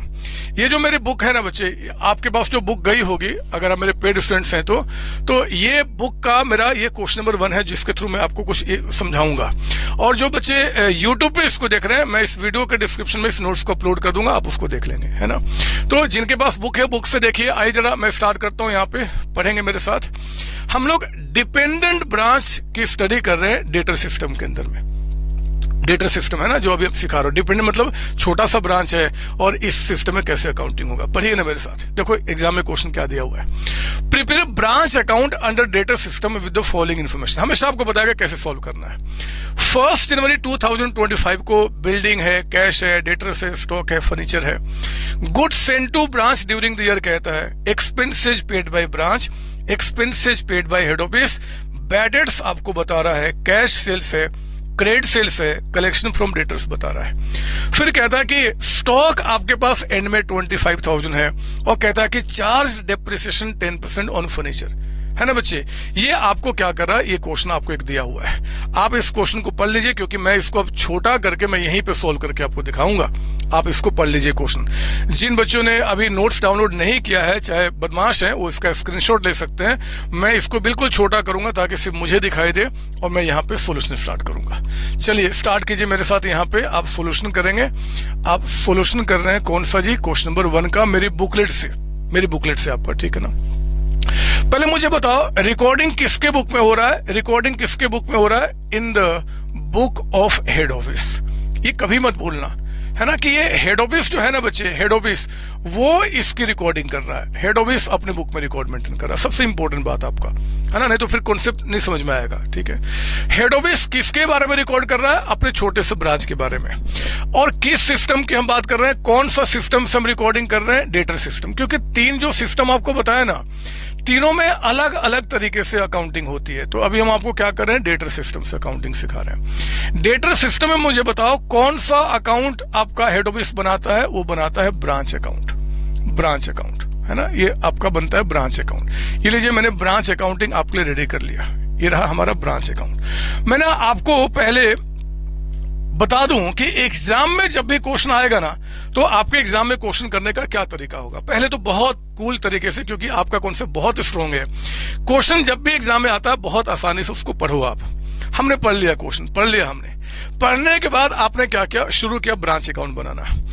इसके बाद मेरे बच्चे इस ब्रांच अकाउंट में वो मिनिमम नाम जो मैंने आपको बोला ना, वो पहले लिखो आप। कौन कौन से नाम जी हमें यहां चाहिए। एक तो आपका ओपनिंग बैलेंस, लिखिए मेरे साथ, opening balance of assets. Opening balance of assets आप यहां लिखेंगे, है ना, ओपनिंग बैलेंस। और यहां पे नीचे से 5-6 लाइन जगह छोड़ के आप यहां लिखिए closing balance, closing balance of assets. हम यहां पे एसेट्स के क्लोजिंग बैलेंस को यहां पर दिखा रहे हैं। तो ओपनिंग एसेट्स, क्लोजिंग एसेट्स हमारे पास यहां पे आ गया। मुझे बताओ, इस क्वेश्चन को मैंने पढ़ा, एक बार चाहो तो आप दोबारा पढ़ लो। क्या इस क्वेश्चन में किसी लायबिलिटी की बात कर रहा है क्या ब्रांच के पास कोई लायबिलिटी आपको दिख रहा है क्या बच्चे? जरा मुझे बताओ जरा, क्या ब्रांच के पास यहाँ पे कोई आपको लायबिलिटी दिख रहा है? मुझे तो नहीं दिख रहा। अरे एक मिनट, मुझे तो यहाँ पे नहीं दिख रहा है। आप देख सकते हैं, मुझे यहाँ पे एक भी एसेट्स दिख रहे हैं, लायबिलिटी का नहीं दिख रहा। होगा तो क्वेश्चन पक्का बताएगा या आपको हिंट देगा। कहीं पे कुछ नहीं है, बहुत सिंपल क्वेश्चन आपका, कोई लायबिलिटी नहीं है, छोड़ दो। काश इस क्वेश्चन के अंदर में लायबिलिटी होते तो मैं लायबिलिटी का ओपनिंग और क्लोजिंग यहां पे लिखता। नहीं है तो कोई बात नहीं, खुशी मना लो, है ना। एक और भी खुशखबरी मैं आपको दूंगा, थोड़ा सा ठहर जाओ, सुन लो। ओपनिंग एसेट्स हो गया, क्लोजिंग एसेट्स हो गया, लायबिलिटी नहीं है, छोड़ दो उसको। 3 नाम इसके बाद मैंने कहा था ना, 3 नाम यहां पे आएंगे जी। एक नाम आपका टू लिखिए, goods send to branch, goods send to branch, जो कि हमारा परचेजेज के बराबर होता है ना, परचेज आपका, गुड सेंड टू ब्रांच आपका। फिर मेरे बच्चे मैंने कहा था एक नाम आएगा टू बैंक अकाउंट। अगर कोई भी पेमेंट कौन करता है जी, हेड ऑफिस करता है, किसके लिए, ब्रांच के लिए, तो हम क्या बोलेंगे, टू बैंक अकाउंट। कोई भी पेमेंट हेड ऑफिस ने किया फॉर द ब्रांच, तो हम क्या बोलेंगे, टू बैंक अकाउंट, ठीक है ना। और एक नाम मैंने यहां पे कहा था बाय रेमिटेंसेज। कोई मुझे आप में से बताएगा कि रेमिटेंसेज के अंदर में 2 नाम आया करते थे। एक नाम हुआ करता था आपका कैश सेल्स, बोलो हाँ, बोलो हाँ। और एक नाम क्या होता था जी, collection from debtors, from debtors. तो वो नाम यहां पे लिख लो आप। मतलब जो मिनिमम चीजें आपको चाहिए ना इस अकाउंट के अंदर में, आप पहले उनको लिख लो, क्योंकि आपको ना पता होना चाहिए कि आखिर आपका टारगेट क्या है, इसके अंदर में आपका टारगेट क्या है, क्या आपको पता है और क्या ढूंढना है ना, और कुछ भी नहीं। तो हमने क्या किया जी, वो जो हमने बनाया था ना बच्चे, अभी ब्रांच अकाउंट जो दिखाया था उसका हमने मिनिमम चीजें यहाँ पे लिख दिया। Opening assets, closing assets, liability नहीं है छोड़ दो, 3 नाम, goods sent to branch, to bank, और आपका रेमिटेंसेज, जिससे प्रॉफिट लॉस निकल के आ जाएगा। अब शुरू कीजिए। ये देखिए, आप क्वेश्चन को स्टार्टिंग से पढ़ना दोबारा शुरू करो, और जो चीज आपको पता चल रहा है ना, जो चीज आपको पता चल रहा है, आप उसको, उसके नाम को लिखते चलो। अभी ज्यादा नहीं सोचना आपको। ये देखिए, मैं थोड़ा सा और छोड़ ये रख लेता हूं, ठीक है ना। क्वेश्चन को आप मेरे साथ पढ़िए, और जिसको जहां लिख सकते लिखो। जैसे कि ओपनिंग बैलेंस में कहता है कि बिल्डिंग है, लिखो ना, यहाँ पे कहता है कि बिल्डिंग, लिखिए। अभी दिमाग में मत सोचो कुछ भी, मैं आपको बहुत बड़ी खुशखबरी देने वाला हूं। ये कितने का बता रहा, आपका 2 लाख रुपीज का अमाउंट, आपका 2 लाख। फिर कहता है कि कैश, जितने भी एसेट्स हैं उन सबके ओपनिंग बैलेंस को यहां लिखिए। कितना बता रहा है, 40,000। देखो डेटर्स आपका 30,000, लिखो ना यहाँ पे, डेटर्स आपका कितना है जी, 30,000 का अमाउंट आपका। ये देखो आपका डेटर्स के बाद कहता है क्या जी, स्टॉक, लिखो ना यहाँ पे, लिखो। आप सब कुछ जानते हो। अब आपको पता है कि कौन सा नाम जाएगा कहां और क्यों जाएगा, वो भी आपको पता है। 35,000 लिखो ना। फर्नीचर आपको यहाँ पे बता रहा है, फर्नीचर, मुझे बताओ फर्नीचर आपको यहाँ पे कितना बता रहा है जी, 1 लाख। हमने यहाँ लिख दिया आपका। जितने भी एसेट्स हमारे पास होंगे उन सारे एसेट्स का ओपनिंग बैलेंस यहाँ पे रिकॉर्ड होगा। हमने उसको रिकॉर्ड कर दिया बिना किसी डाउट के। आगे बढ़ो, आगे बढ़ो, आगे बढ़ो। ये देखो, यहाँ देखो ना, देखो ना बदमाश। फिर कहता है गुड्स सेंट टू ब्रांच। अरे ये तो हमारा परचेज होता है, यहाँ लिखेंगे 3,80,000 गुड्स सेंट टू ब्रांच आपका है ना, 380 आपका। आगे बढ़ो। एक्सपेंसेज पेड बाय ब्रांच कहता है कि 28,000। एक्सपेंसेज पेड बाय ब्रांच कहता है कि 28,000। बताओ जो एक्सपेंस ब्रांच ने पे किया 28,000, क्या मैं उसको यहां पर लिख दूं? नहीं सर, मत लिखना। क्या करूं? कैश स्टार्टिंग में कितना है, 40 में ब्रांच ने कितना एक्सपेंस कर दिया, 28। तो बताओ एंड में ब्रांच के पास कैश कितना बच जाएगा? 40,000 का ब्रांच के पास कैश था स्टार्टिंग में, 28 उसने एक्सपेंस इनकर कर दिया, तो एंड में कितना बच गया, 12,000 का अमाउंट। ये लीजिए आपका 12,000 रुपए। तो कैश एंड में आपको 12,000 दिखाना है। मेरी बात ध्यान से सुनो, मैं आपसे बात कर रहा हूं। ये जो 40 माइनस 28 किया ना ब्रैकेट में, एग्जाम में इसको दिखाओ ना दिखाओ फर्क नहीं पड़ता। आपको कैश का बैलेंस 12,000 दिखाना है, वो इंपॉर्टेंट है। ये आपकी मर्जी, दिखाओ चाहे ना दिखाओ, पर 12,000 तो दिखाना पड़ेगा, है ना। तो देखो ना, कैश स्टार्टिंग में 40, एंड में 12, तो 40 माइनस 12 डेबिट में ज्यादा कितना हो गया, 28। वही हमारा एक्सपेंस है। क्या मैं 28 दोबारा यहां लिख दूं? नहीं सर, दोबारा लिखोगे तो डबल काउंटिंग हो जाएगा, काम खराब हो जाएगा। ठीक है सर, आगे बढ़ो। फिर कहता है expenses paid by head office 22,000। लिखो ना यहाँ पे, टू बैंक के आगे में आपका 22,000, यहाँ पे 22,000। ये तो लिखते हैं ना, क्योंकि जो हेड ऑफिस पे करेगा, हेड ऑफिस क्या बोलेगा कि भैया मेरे बैंक से पैसा चला गया, 22,000। ठीक है, आगे बढ़िए। कहता है कि बैड डेट्स 10,000। मुझे बताओ बैड डेट्स को यहाँ पे लिखो? नहीं लिखूंगा। वो कहां से माइनस हो जाएगा? डेटर्स अकाउंट से। देख लेंगे बाद में। जो अभी लिख सकते हो उसको लिखो पहले आप। सॉरी, आगे बढ़ेंगे। कैश सेल्स 220, वो तो लिखूंगा। कैश सेल्स आगे लिखिए, यहाँ पे अंदर वाले कॉलम में 220, क्योंकि हम टोटल इकट्ठा करके रेमिटेंस को बाहर करेंगे, 220। फिर कहता है क्रेडिट सेल्स 8 लाख। क्या मैं यहाँ पे लिखूंगा? नहीं लिखूंगा। क्रेडिट सेल्स का जगह पे हम क्या करते हैं जी, कलेक्शन फ्रॉम डेटर्स को दिखाते हैं। कलेक्शन फ्रॉम डेटर्स कितना है, 630। तो हमने क्या किया, 6,30,000 का अमाउंट यहाँ पे दिखा दिया। 630 का अमाउंट आपका, 630 का अमाउंट, ठीक है ना। फिर आगे बढ़िए। कहता है कि स्टॉक एंड में आपका 25,000। तो हम लोग क्या करेंगे, स्टॉक यहाँ पे एंड में क्या करेंगे, 25,000 आप यहाँ पे दिखा देंगे। 25,000 आप यहाँ पे दिखा देंगे, ठीक है ना। आगे बढ़िए। कहता है कि चार्ज डेप्रिसिएशन 10% ऑन फर्नीचर। कहता है कि 1 लाख के फर्नीचर पे 10% का डेप्रिसिएशन चार्ज कीजिए। तो मेरे बच्चे फर्नीचर जरा बताओ हमारे पास एंड में कितने का हो जाएगा जी, है ना, क्योंकि डेप्रिसिएशन तो नहीं दिखाएंगे। हम कहेंगे कि भैया 1 लाख रुपए जो स्टार्टिंग में फर्नीचर है, 10% यानी कि 10,000 डेप्रिशिएट हो गया, तो एंड में बैलेंस कितना हो गया, 90,000 का अमाउंट आपका। 90,000 का अमाउंट हमने यहाँ पे दिखा दिया। ये भी काम पूरा आपका हो गया, 90,000 का अमाउंट, ठीक है ना। और कुछ नहीं सर। बस अगेन ये ब्रैकेट की बातें आपको समझाने के लिए, एग्जाम में लिखो फर्क नहीं पड़ता, बाहर में आपको 90,000 दिखाना होगा, ठीक है ना। मेरे बच्चे जितनी सारी बातें यहाँ पे थी ना, उन सारी बातों को हमने यहाँ पर रिकॉर्ड कर लिया। बताओ रेमिटेंस बाहर कितना चला गया, 8,50,000 का अमाउंट है, 850 हमारा रेमिटेंस यहाँ पे चला गया आपका, है ना। तो जितनी सारी बातें थी दे हैव बीन रिकॉर्डेड, हमने क्या किया उसको यहाँ पर रिकॉर्ड कर लिया, वो हमारा रिकॉर्ड हो गया। अब जरा बताओ अभी तक जो पीछे मैंने कॉन्सेप्ट आपको सिखाया था उसको सीखने के बाद अभी तक इस क्वेश्चन को सॉल्व करते समय कुछ भी अपने दिमाग यूज किया, कुछ भी दिमाग नहीं सर। हमें पहले से पता था किसको दिखाना है और किसको नहीं दिखाना और क्यों दिखाना क्यों नहीं दिखाना, तो हम ऑलरेडी आराम से कर गए। अब थोड़ा सा आपको दिमाग यूज करना है, बिल्कुल थोड़ा सा। पता है क्या मेरे प्यारे बच्चों, जिन एसेट्स का ओपनिंग बैलेंस होगा ना उनका क्लोजिंग बैलेंस भी होना चाहिए। बोलो हाँ, ऑब्वियस बात है, जिन एसेट्स का ओपनिंग बैलेंस होगा they must have closing balance. आप मुझे बताओ कि सारे एसेट्स का क्लोजिंग बैलेंस बता दिया क्या? ये देखो बिल्डिंग स्टार्टिंग में 2 लाख, अभी तक कहीं कुछ नहीं बताया। ओहो, तो बिल्डिंग भी तो आपका यहां पे आना चाहिए। आप एक काम करो, फिलहाल बिल्डिंग का नाम लिख के रख दो, बाकी चीजें हम देख लेंगे। कैश का ओपनिंग क्लोजिंग हो चुका, डेटर्स का ओपनिंग पता है बट डेटर्स का क्लोजिंग हमें नहीं पता, तो डेटर्स का भी तो क्लोजिंग बैलेंस निकालना होगा। और ऐसे भी आप जानते हैं कि हमें निकालना पड़ेगा, तभी हमारा सेल्स पूरा आपका कंप्लीट होगा, तो डेटर्स भी हमें चाहिए। स्टॉक का ओपनिंग क्लोजिंग हमारा हो चुका है, फर्नीचर का ओपनिंग हमारा क्लोजिंग हो चुका है। बस 2 कदम दूर, 2 कदम दूर मेरे बच्चे, अगर हम इस दोनों के क्लोजिंग बैलेंस को निकाल दिए मेरा क्वेश्चन कंप्लीट हो गया। एग्जाम में पूरे मार्क्स आपको मिल गए। मैं कैसे याद विश्वास दिलाऊं, आप देख सकते हो ये क्वेश्चन आपका जो अभी कराया ना, ये आपका सीएमए इंटर में, ये सीएमए इंटर में मुझे याद नहीं आ रहा बट एग्जैक्टली 2021 में जून या दिसंबर अटेम्प्ट में क्वेश्चन आया था।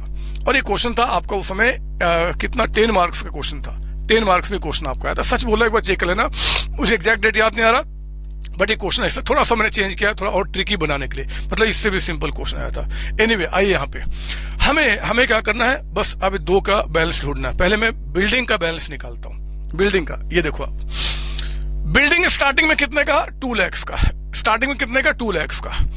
मुझे जरा बताओ स्टार्टिंग में बिल्डिंग 2 लाख का, पूरे क्वेश्चन के अंदर में क्या बिल्डिंग का कोई परचेज, कोई सेल, कोई डेप्रिसिएशन की बात कर रहा है? पूरे क्वेश्चन में बताओ, नहीं बात कर रहा। कहां कोई बात कर रहा है? देखो जरा, कहीं कुछ नहीं बता रहा है। आप मुझे बताओ कि बिल्डिंग जो स्टार्टिंग में 2 लाख का था, पूरे क्वेश्चन में कुछ भी नहीं बता रहा है, तो एंड में फिर क्या करूं मैं? हम भगवान तो नहीं है ना बच्चे, अरे मैं नहीं छोड़ा, आप भगवान तो नहीं हो ना कम से कम। अरे मैं तो नहीं हूं, मैं जानता हूं, आप भी तो नहीं हो ना। और शायद एग्जाम में देने वाला एक भी बच्चा भगवान नहीं होता। अगर क्वेश्चन में हमारे बिल्डिंग में कोई चेंज हुआ रहता, कुछ परचेज, सेल, कुछ डेप्रिसिएशन, तो क्वेश्चन पक्का बताएगा, कंफर्म्ड बताएगा। नहीं बताया तो ठीक है, नहीं बताया तो जितना स्टार्टिंग में बिल्डिंग है वही वैल्यू आपका बिल्डिंग का क्या हो जाएगा कि एंड में हो जाएगा। यानी कि बिल्डिंग स्टार्टिंग में भी कितना, एंड में भी कितना, 2 लाख का। ऑब्वियस बात है, जितना स्टार्टिंग उतना एंड में। क्या दिक्कत है इसके अंदर में? हाँ, अब हमें क्या करना है, डेटर्स पे हम आते हैं। डेटर्स स्टार्टिंग में कहता है कि 30 है, क्या एंड में भी 30 होगा? नहीं सर, बहुत सारे चेंजेस हुए हैं डेटर्स में। कुछ इस साल क्रेडिट सेल्स हुआ है, कुछ कलेक्शन हुआ है, कुछ बैड डेट्स की बातें कर रहा है, बहुत सारी बातें हुई है। तो ये जो डेटर्स हमारा एंड में कितना होगा ना, इसको पता करने के लिए आप क्या करना, एग्जाम में वर्किंग नोट्स के अंदर में आइए ना, वर्किंग नोट्स के अंदर में आप बना लेना क्या जी, डेटर्स अकाउंट, यानी कि ब्रांच डेटर्स अकाउंट। ब्रांच का बना लो डेटर्स अकाउंट, ब्रांच का बना रहा हूं ना, तो ब्रांच के पास जो आपके डेटर्स है ना, ब्रांच डेटर्स अकाउंट, मैं उस अकाउंट को यहां पे बनाकर आपका क्या करूंगा जी, पता कर लूंगा कि आखिर डेटर्स का क्लोजिंग बैलेंस कितना है और काम हमारा खत्म हो जाएगा। बस यही तो काम करना है। अरे जो चीज हमें पता है वो ठीक है, जो नहीं पता हम क्या करेंगे, उसका अकाउंट बना के हम उसको ढूंढ लेंगे। क्या आपको डेटर्स अकाउंट बनाने नहीं आता? भूल गए वो बचपन की बातें कि डेटर्स आपके एसेट्स होते हैं, और जितने भी एसेट्स होते हैं ना बच्चे, जितने भी एसेट्स होते हैं उनका डेबिट बैलेंस कहां लिखा जाता है, डेबिट में, टू बैलेंस बीडी। आप भूल गए ना वो बचपन की बातें। जितने भी एसेट्स होते हैं उनका हमेशा ओपनिंग बैलेंस डेबिट में होता है। जिनका ओपनिंग बैलेंस डेबिट में होगा उनका इंक्रीज करना हम और डेबिट करते हैं और डिक्रीज करना क्रेडिट करते हैं। मुझे ज्यादा नहीं सीखना ना सिखाना आपको। मैं जानता हूं आप काफी बड़े बच्चे हो। अरे हर एक एसेट्स का जी, किसी भी एसेट्स का अकाउंट बना लो, किसी भी एसेट्स का अकाउंट, उसका ओपनिंग बैलेंस डेबिट में होता है। इंक्रीज करना हम डेबिट करते हैं, डिक्रीज क्रेडिट करते हैं। This is a simple rule for preparing आपका डेटर्स अकाउंट। बताओ डेटर्स स्टार्टिंग में कितने का था? 30,000। लिखो ना यहाँ पे 30,000। मैं डेटर्स के क्लोजिंग बैलेंस को पता कर रहा हूं। आओ क्वेश्चन को पढ़ते हैं, देखते हैं डेटर्स के बारे में और क्या क्या बता रहा है हमारे पास। यहाँ पे ये देखिए क्वेश्चन में डेटर्स के बारे में, डेटर्स को ओपनिंग हो गया, नीचे आया, डेटर्स के बारे में बैड डेट्स हुआ है 10,000 का। मुझे बताओ बैड डेट्स होने से आपका डेटर्स बढ़ा कि कम हो गया? सर कम हो जाएगा। तो लिखो ना यहाँ पे बाय बैड डेट्स आपका है ना 10,000। ज्यादा सोचना ही नहीं है आपको, सोचना ही नहीं है। नॉर्मल आप जैसे अकाउंट बनाते हो तो आपका ये हो गया। आगे बढ़िए, और क्या है जी हमारे पास? ये देखो आपका आगे बढ़ना, क्रेडिट सेल्स। ध्यान देना, क्रेडिट सेल्स 8 लाख का। बताओ क्रेडिट पे अगर हम गुड्स को बेचते हैं क्रेडिट पे, तो डेटर्स आपका इंक्रीज या डिक्रीज? सर इंक्रीज करेगा। तो यहां लिखो आप, है ना, 2 क्रेडिट सेल्स। हमने क्रेडिट सेल्स कितने का किया हुआ है आपका? 8 लाख रुपीज का। तो हमने 8 लाख रुपीज यहां पर भी रिकॉर्ड कर दिया, 8 लाख। और आगे बढ़ते हैं हम लोग, और आगे बढ़ते हैं। आगे देखिए और क्या बता रहा जी, कहता है क्वेश्चन के अंदर में कलेक्शन फ्रॉम डेटर्स। डेटर्स से हमने 630 का कलेक्शन किया है। मुझे बताओ डेटर्स से अगर मैं 630 का कलेक्शन करता हूं तो डेटर्स मेरा इंक्रीज करेगा कि डिक्रीज करेगा? डेटर से अगर मैंने कैश कलेक्ट कर लिया तो डेटर्स इंक्रीज या डिक्रीज? सर डेटर्स तो डिक्रीज करेंगे, हाँ कैश बढ़ जाएगा, पर फिलहाल डेटर्स अकाउंट है तो बाई कैश या बाई बैंक अकाउंट। कितना कलेक्शन हो गया? 6,30,000, 630। आप देख सकते हो पूरे क्वेश्चन में अब डेटर्स के बारे में कुछ नहीं बता रहा है। तो आप मुझे बता दो ना कि बाई बैलेंस सीडी यानी कि इसका क्लोजिंग बैलेंस कितना? बैलेंसिंग फिगर निकालिए, बताओ जरा इसका क्लोजिंग बैलेंस कितना? तो सुनो जरा, ये देखो 30,000 के डेटर से स्टार्टिंग में थे, 8 लाख का और सेल किया क्रेडिट में, तो टोटल डेटर्स कितने हो गए जी? 830। 8,30,000 में से 830 में से मुझे बताओ कि आउट ऑफ 8,30,000 आपका 10,000 तो डूब गया, बैड डेट्स हो गया, माइनस कर दो, और आपका 630 का कलेक्शन हो गया, माइनस कर दो, तो हमारे पास डेटर्स एंड में कितने निकल के आ गए? 190। ये 1,90,000 आप यहाँ पे रिकॉर्ड कीजिए। और मेरे प्यारे बच्चों, इसी 190 को आपको आपका रिकॉर्ड करना यहाँ पे, इसी 190 को आपको डेटर्स ब्रांच अकाउंटिंग में इसके आगे रिकॉर्ड करना है।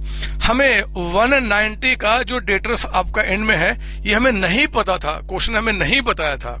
अरे कुछ तो, जब ये क्वेश्चन आएगा 10 मार्क्स में तो कुछ तो आपको ढूंढना होगा ना।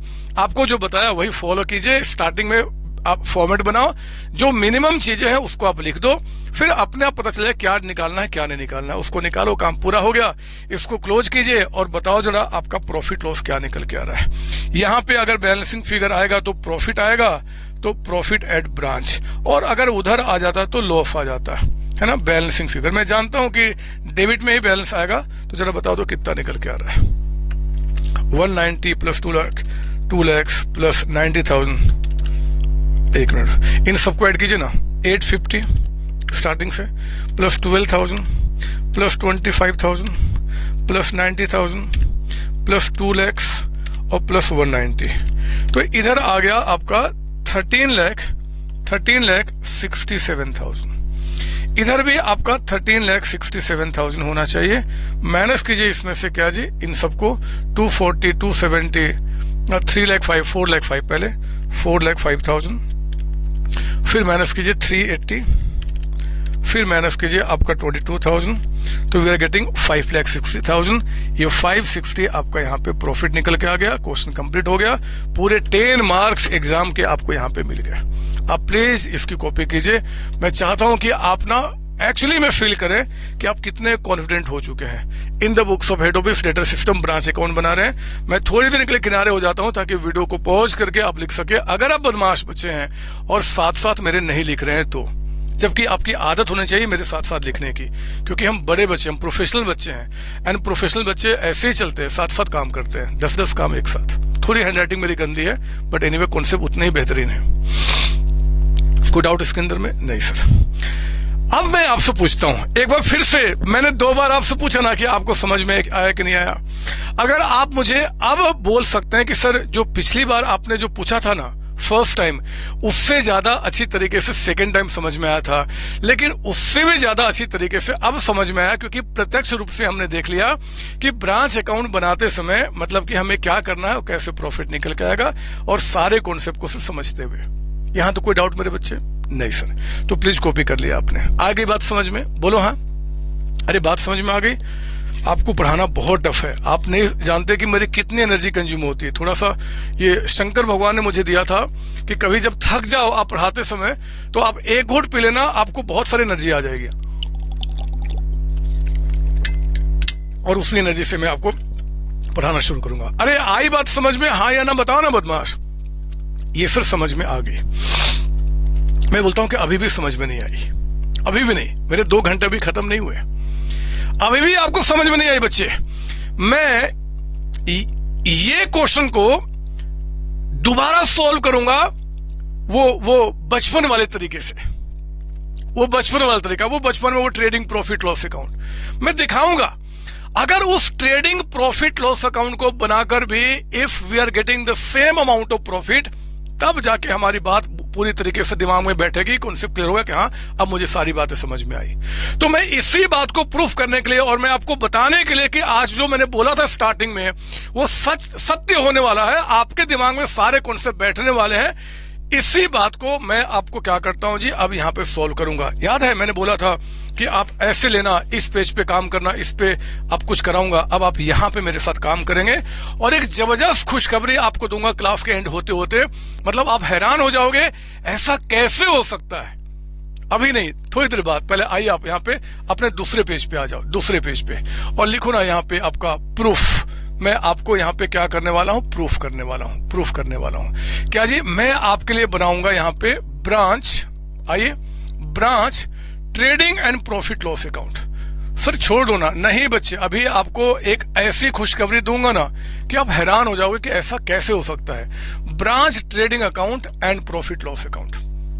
चलो ना एक काम करते हैं, ट्रेडिंग अकाउंट अलग बना देता हूं एंड प्रॉफिट लॉस अलग बना देता हूं। ये लीजिए ब्रांच ट्रेडिंग अकाउंट, थोड़ा सा बड़ा नहीं, छोटा सा ही बनाना, 6-7 लाइन का। और फिर यहाँ पे क्या करना जी, branch profit loss account, branch profit and loss account, branch profit and loss account, ठीक है ना।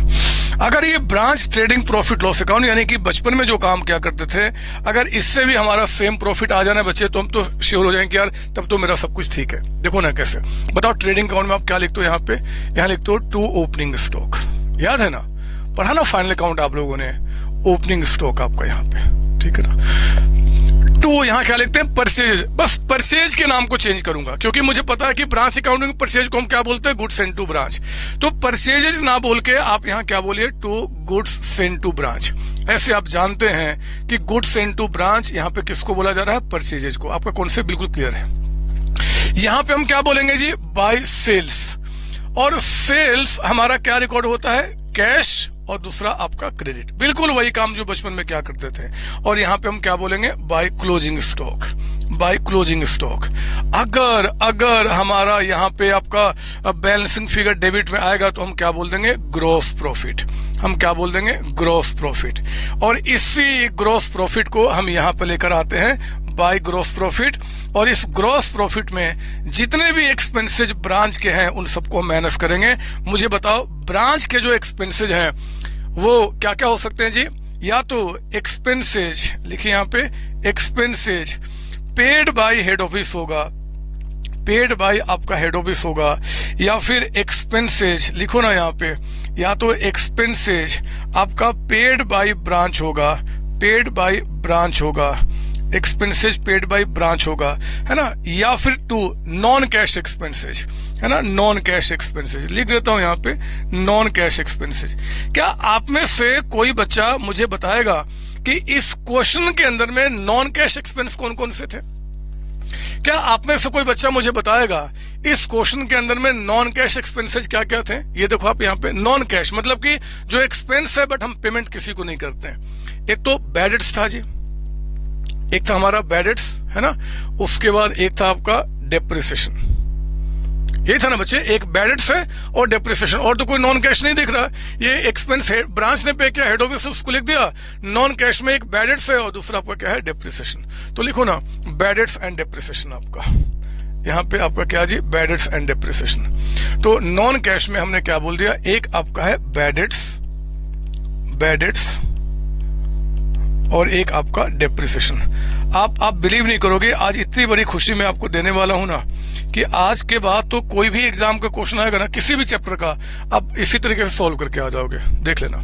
चलो जल्दी बताओ, ओपनिंग स्टॉक क्या है? ये देखो ओपनिंग स्टॉक 35,000 था, आप क्वेश्चन में देख सकते हो, है ना, 35,000 ये हमने लिख दिया आपका। परचेजेज यानी कि गुड्स इनटू ब्रांच कितना था जी, 3,80,000, तो 380 हमने यहाँ पे लिख दिया।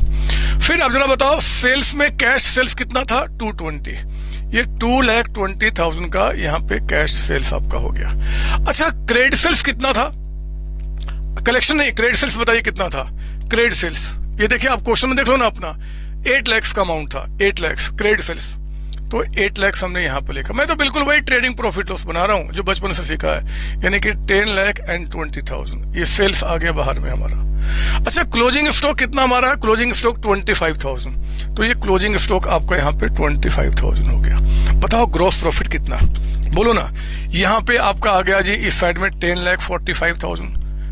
आप साथ साथ कर रहे हो ना, नहीं सर हम देख रहे हैं, बदमाश हो, आपको साथ साथ करना चाहिए था, क्योंकि मैंने कहा था कि खुशखबरी आपको दूंगा, और ऐसी खुशखबरी की जिसको पाने के लिए लोगों को उम्र लग जाते हैं, 100, 150, 200 साल में भी वो खुशखबरी नहीं मिलता, वो हम आपको अभी थोड़ा देर में देने वाले हैं। 1045 में कितना माइनस किया जी, एक 35,000 और एक माइनस किया 380, तो 6,30,000 का आपका ग्रॉस प्रॉफिट निकल के आ गया, है ना, बैलेंसिंग फिगर।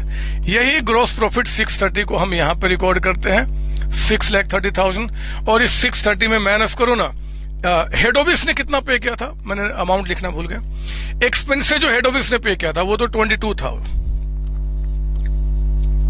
ब्रांच ने कितना पे किया था, जो हमने यहां से 28 था बच्चे, आप देख सकते हो क्वेश्चन में 28 था, ठीक है।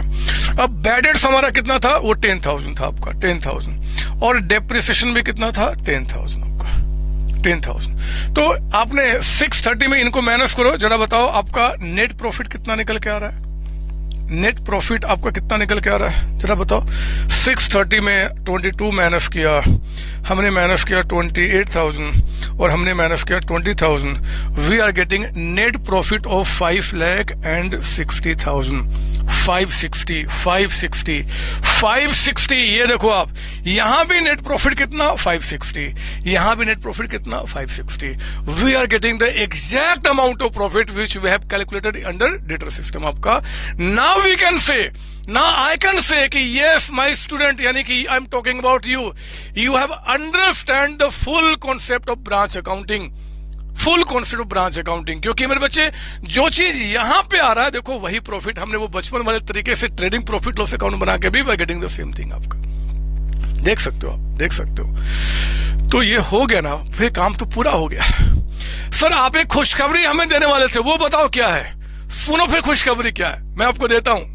मैं कुछ भी आपको यहाँ पे प्रूफ नहीं कर रहा था मेरे बच्चे, मैं आया ही नहीं हूं आज की क्लास में आपको प्रूफ करने के लिए, मैं तो आया हूं आपको वो कॉन्सेप्ट देने के लिए जो ब्रांच अकाउंटिंग का है। और पता है ये अगर आप branch trading profit loss account बनाते हो ना, तो पता है इसको हम क्या बोलते हैं, इसको हम क्या बोलते हैं, वी से कि ये जो आपका है ना, इसको बोलते हैं आपका फाइनल अकाउंट मेथड। लिखो ना यहाँ पे ऊपर में, फाइनल अकाउंट मेथड आपका है, मेथड, और ब्रैकेट में कॉस्ट बेसिस, यानी कि अगर इन the book of head office, अगर हेड ऑफिस के बुक में वो कहता है कि भैया फाइनल अकाउंट मेथड से क्वेश्चन सॉल्व कर दिखाओ, फाइनल अकाउंट मेथड से कॉस्ट बेसिस वाला, तो this way question will be solved. पता ये क्या है बदमाश, पता ये क्या है, दिखाऊं मैं आपको, ये देखो आप, अरे खुशी मनाने के लिए मैंने कहा था ना, ये देखो क्या है, मैं आपको दिखाता हूं, ये देखिए क्या है, ये देखिए क्या है, ये देखिए, याद करो छोटे ब्रांच की अकाउंटिंग अगर हेड ऑफिस करता है तो मेथड्स में क्या था, एक तो डेटर सिस्टम, दूसरा ये, तीसरा क्या था, final account method on cost basis. लो, ये भी मैंने आपको सिखा दिया मैंने ये भी। मुझे बताओ इस चैप्टर में परेशानी क्या है, क्यों नहीं कर पाओगे आप? इस मेथड से क्वेश्चन आएगा तो आप नहीं बना पाओगे। दिखा दिया मैंने, एक ही क्वेश्चन इससे सॉल्व करो, इससे सॉल्व करो, इससे सॉल्व करो, इससे सबसे will get the same profit. And आज की क्लास के अंदर में अभी 2 घंटे पूरे नहीं हुए हैं, but you have understood 2 methods of accounting. आपका एक आपका डेटा सिस्टम, जिसपे कि अभी बहुत आगे हमें बढ़ना है। अभी मेरा पूरा फोकस अभी अगला 3-4 क्लास मेरे बच्चे से भी इस पे फोकस आपका होएगा। लेकिन जहां भी मुझे लगेगा कि हाँ मैं आपको प्रूफ करूं कि आपने बिल्कुल सही काम किया है, वहां पे मैं इस मेथड से आपको प्रूफ करते हुए चलूंगा। और ये दोनों मेथड आपके पैरेलल बेसिस पे आप यहाँ पे मेरे साथ स्टडी करते चले जाएंगे। मैंने कहा था ना कि अगर ये समझ में आ गया, ये सब बच्चे का खेल है, आपका वही काम आपका हो रहा है। तो बताओ, खुशियां मनाने की बात है कि नहीं है? मुझे बताओ जरा, अब कम से कम मुझे बताओ कि बातें अब आपको ये समझ में आई हैं, अब आपको समझ में आई है या फिर पहले? लिख लो ना in the books of head office, proof तो काट दो, कोई काम का ही नहीं है। ये final account method cost basis पे, अकाउंटिंग के बेसिस पे आपको ये बनाना होता है। एग्जाम में बोलेगा इससे सॉल्व करो तो ट्रेडिंग प्रॉफिट लॉस अकाउंट, है ना। और अगर डेटा सिस्टम तो हम क्या करेंगे, इस तरीके से क्वेश्चन सॉल्व करेंगे। एग्जाम में ऐसे हमेशा आपको बताएगा किस मेथड से क्वेश्चन सॉल्व करना है। अगर वो क्वेश्चन एग्जाम में नहीं बताता, मेथड नहीं बताता, तो हम डेटा सिस्टम से सॉल्व करते हैं, ऐसे हमेशा बताएगा। मैं ये भी नोट के रूप में लिखा दूंगा, पहले आप इसकी कॉपी कर लीजिए, फिर मैं आगे बढ़ता हूँ। प्लीज कॉपी कीजिए। अगर आपको नहीं दिख रहा तो थोड़ा सा मैं इसको बड़ा कर देता हूँ, है ना। ऐसे तो आपने कॉपी कर लिया होगा, बट फिर भी एनीवे, और आपको प्रूफ करते हुए प्लीज कॉपी कीजिए। आइए, एक बात मैं अभी शायद हो सकता है आपके दिमाग में बैठा हो कि सर ये कॉन्सेप्ट आपने क्यों नहीं क्लियर किया, तो मैं वो भी क्लियर कर दूं। मतलब आप हो सकता है आपके दिमाग में ना उठाओ, लेकिन मुझे लगता है कि शायद कभी न कभी उठ जाए, तो मैं वो खत्म करना चाहता हूँ। ये देखिए आपका, अब तो खैर समझ में आ भी गया होगा, कोई बड़ी बात नहीं है। जैसे कि मैं एक बार इसको मिटा दूं आपके लिए, है ना। ये एक 5वां पॉइंट का जगह आपने छोड़ा, मैं बाद में देखूंगा। आप कहते हो कि सर आपने कहा था यहां कि क्रेडिट सेल्स अगर आपका 6 लाख रुपीज का हुआ है, 6 लाख का, और उसमें से मान लो कलेक्शन आपका यहां पे कितना हो जाता है जी, 580। ठीक है सर, मान लो इसमें से बैड डेट्स कुछ भी मान लीजिए 5-10, मान लीजिए 5 हो गया। आप कहते हो कि सर फिर डेटर्स आपके जो होंगे, डेटर्स आपका एंड में वो कितना हो जाएगा, 15,000, है ना। ये तो आपने समझा दिया सर, हमें समझ में भी आ गया, ठीक है। लेकिन सर डेटर्स मान लो स्टार्टिंग में 1 लाख रुपीज के हैं, फिर क्या होगा? ओपनिंग बैलेंस में भी 1 लाख है, क्या फर्क पड़ता है? अरे अगर 1 लाख अगर स्टार्टिंग से डेटर्स आपका है, तो एंड में जो डेटर्स होंगे आपका क्या 115 हो जाएंगे। मतलब जितना आपका एंड में होना चाहिए 1 लाख और उसमें हो जाएगा। तो हुआ क्या कि 1 लाख यहां भी और इसमें भी 1 लाख कैंसिल हो गया, अल्टीमेटली 15 ही तो रहा जो आपका इसका फिगर को दिखाएगा। समझ रहे मैं क्या बता रहा हूं? मैं सिर्फ इतना बता रहा हूं कि अगर क्वेश्चन में ओपनिंग बैलेंस आपका डेटर्स का देगा तो कॉन्सेप्ट में कोई दिक्कत है नहीं, जितना यहां पे होगा उतना क्लोजिंग में भी ऐड हो जाएगा। तो अल्टीमेटली अगर 1 लाख यहां लिखा, 1 लाख यहां पे लिख रहा हूं, तो वो तो दोनों खत्म हो गए ना बच्चे। अल्टीमेटली क्या, वो सेल्स का ही इंपैक्ट आपके पास रह जाएगा, है ना। बहुत सारे क्वेश्चन अभी होने हैं, बहुत सारी बातें अभी आपके साथ होनी है। तो यहां तक मुझे विश्वास है कि आपका बात समझ में आ गया होगा। मैं आज की क्लास को मेरे बच्चे यहीं पे एंड करना चाहता हूं, लेकिन बिलीव कीजिए अभी आपका ये टॉपिक एंड नहीं हुआ है। ये चैप्टर बहुत इंटरेस्टिंग, बहुत प्यारे प्यारे कॉन्सेप्ट है, बहुत मस्त बातें होंगी। अभी पता क्या होगा, अगली क्लास का टॉपिक बता रहा हूं मैं आपको। एग्जाम में आपको क्या करेगा, परेशान क्या करेगा, वो परेशान करेगा आपको यहाँ पे रेमिटेंस को लेकर बहुत परेशान करेगा आपको। तो रेमिटेंस के ऊपर में जो परेशानी होगी, जो उल्टी सीधी बातें होगी, जो गेम और चलेगा, बिलीव करो जितना ये गेम आगे चलेगा उतना आपके लिए चैप्टर इंटरेस्टिंग होगा, उतना बोरिंग नहीं होगा, उतना मजा आएगा, उतना टफ नहीं होगा, उतना इंटरेस्टिंग बनेगा। और वही इंटरेस्टिंग क्लास बनाने के लिए अगली क्लास में आपके साथ मिलूंगा।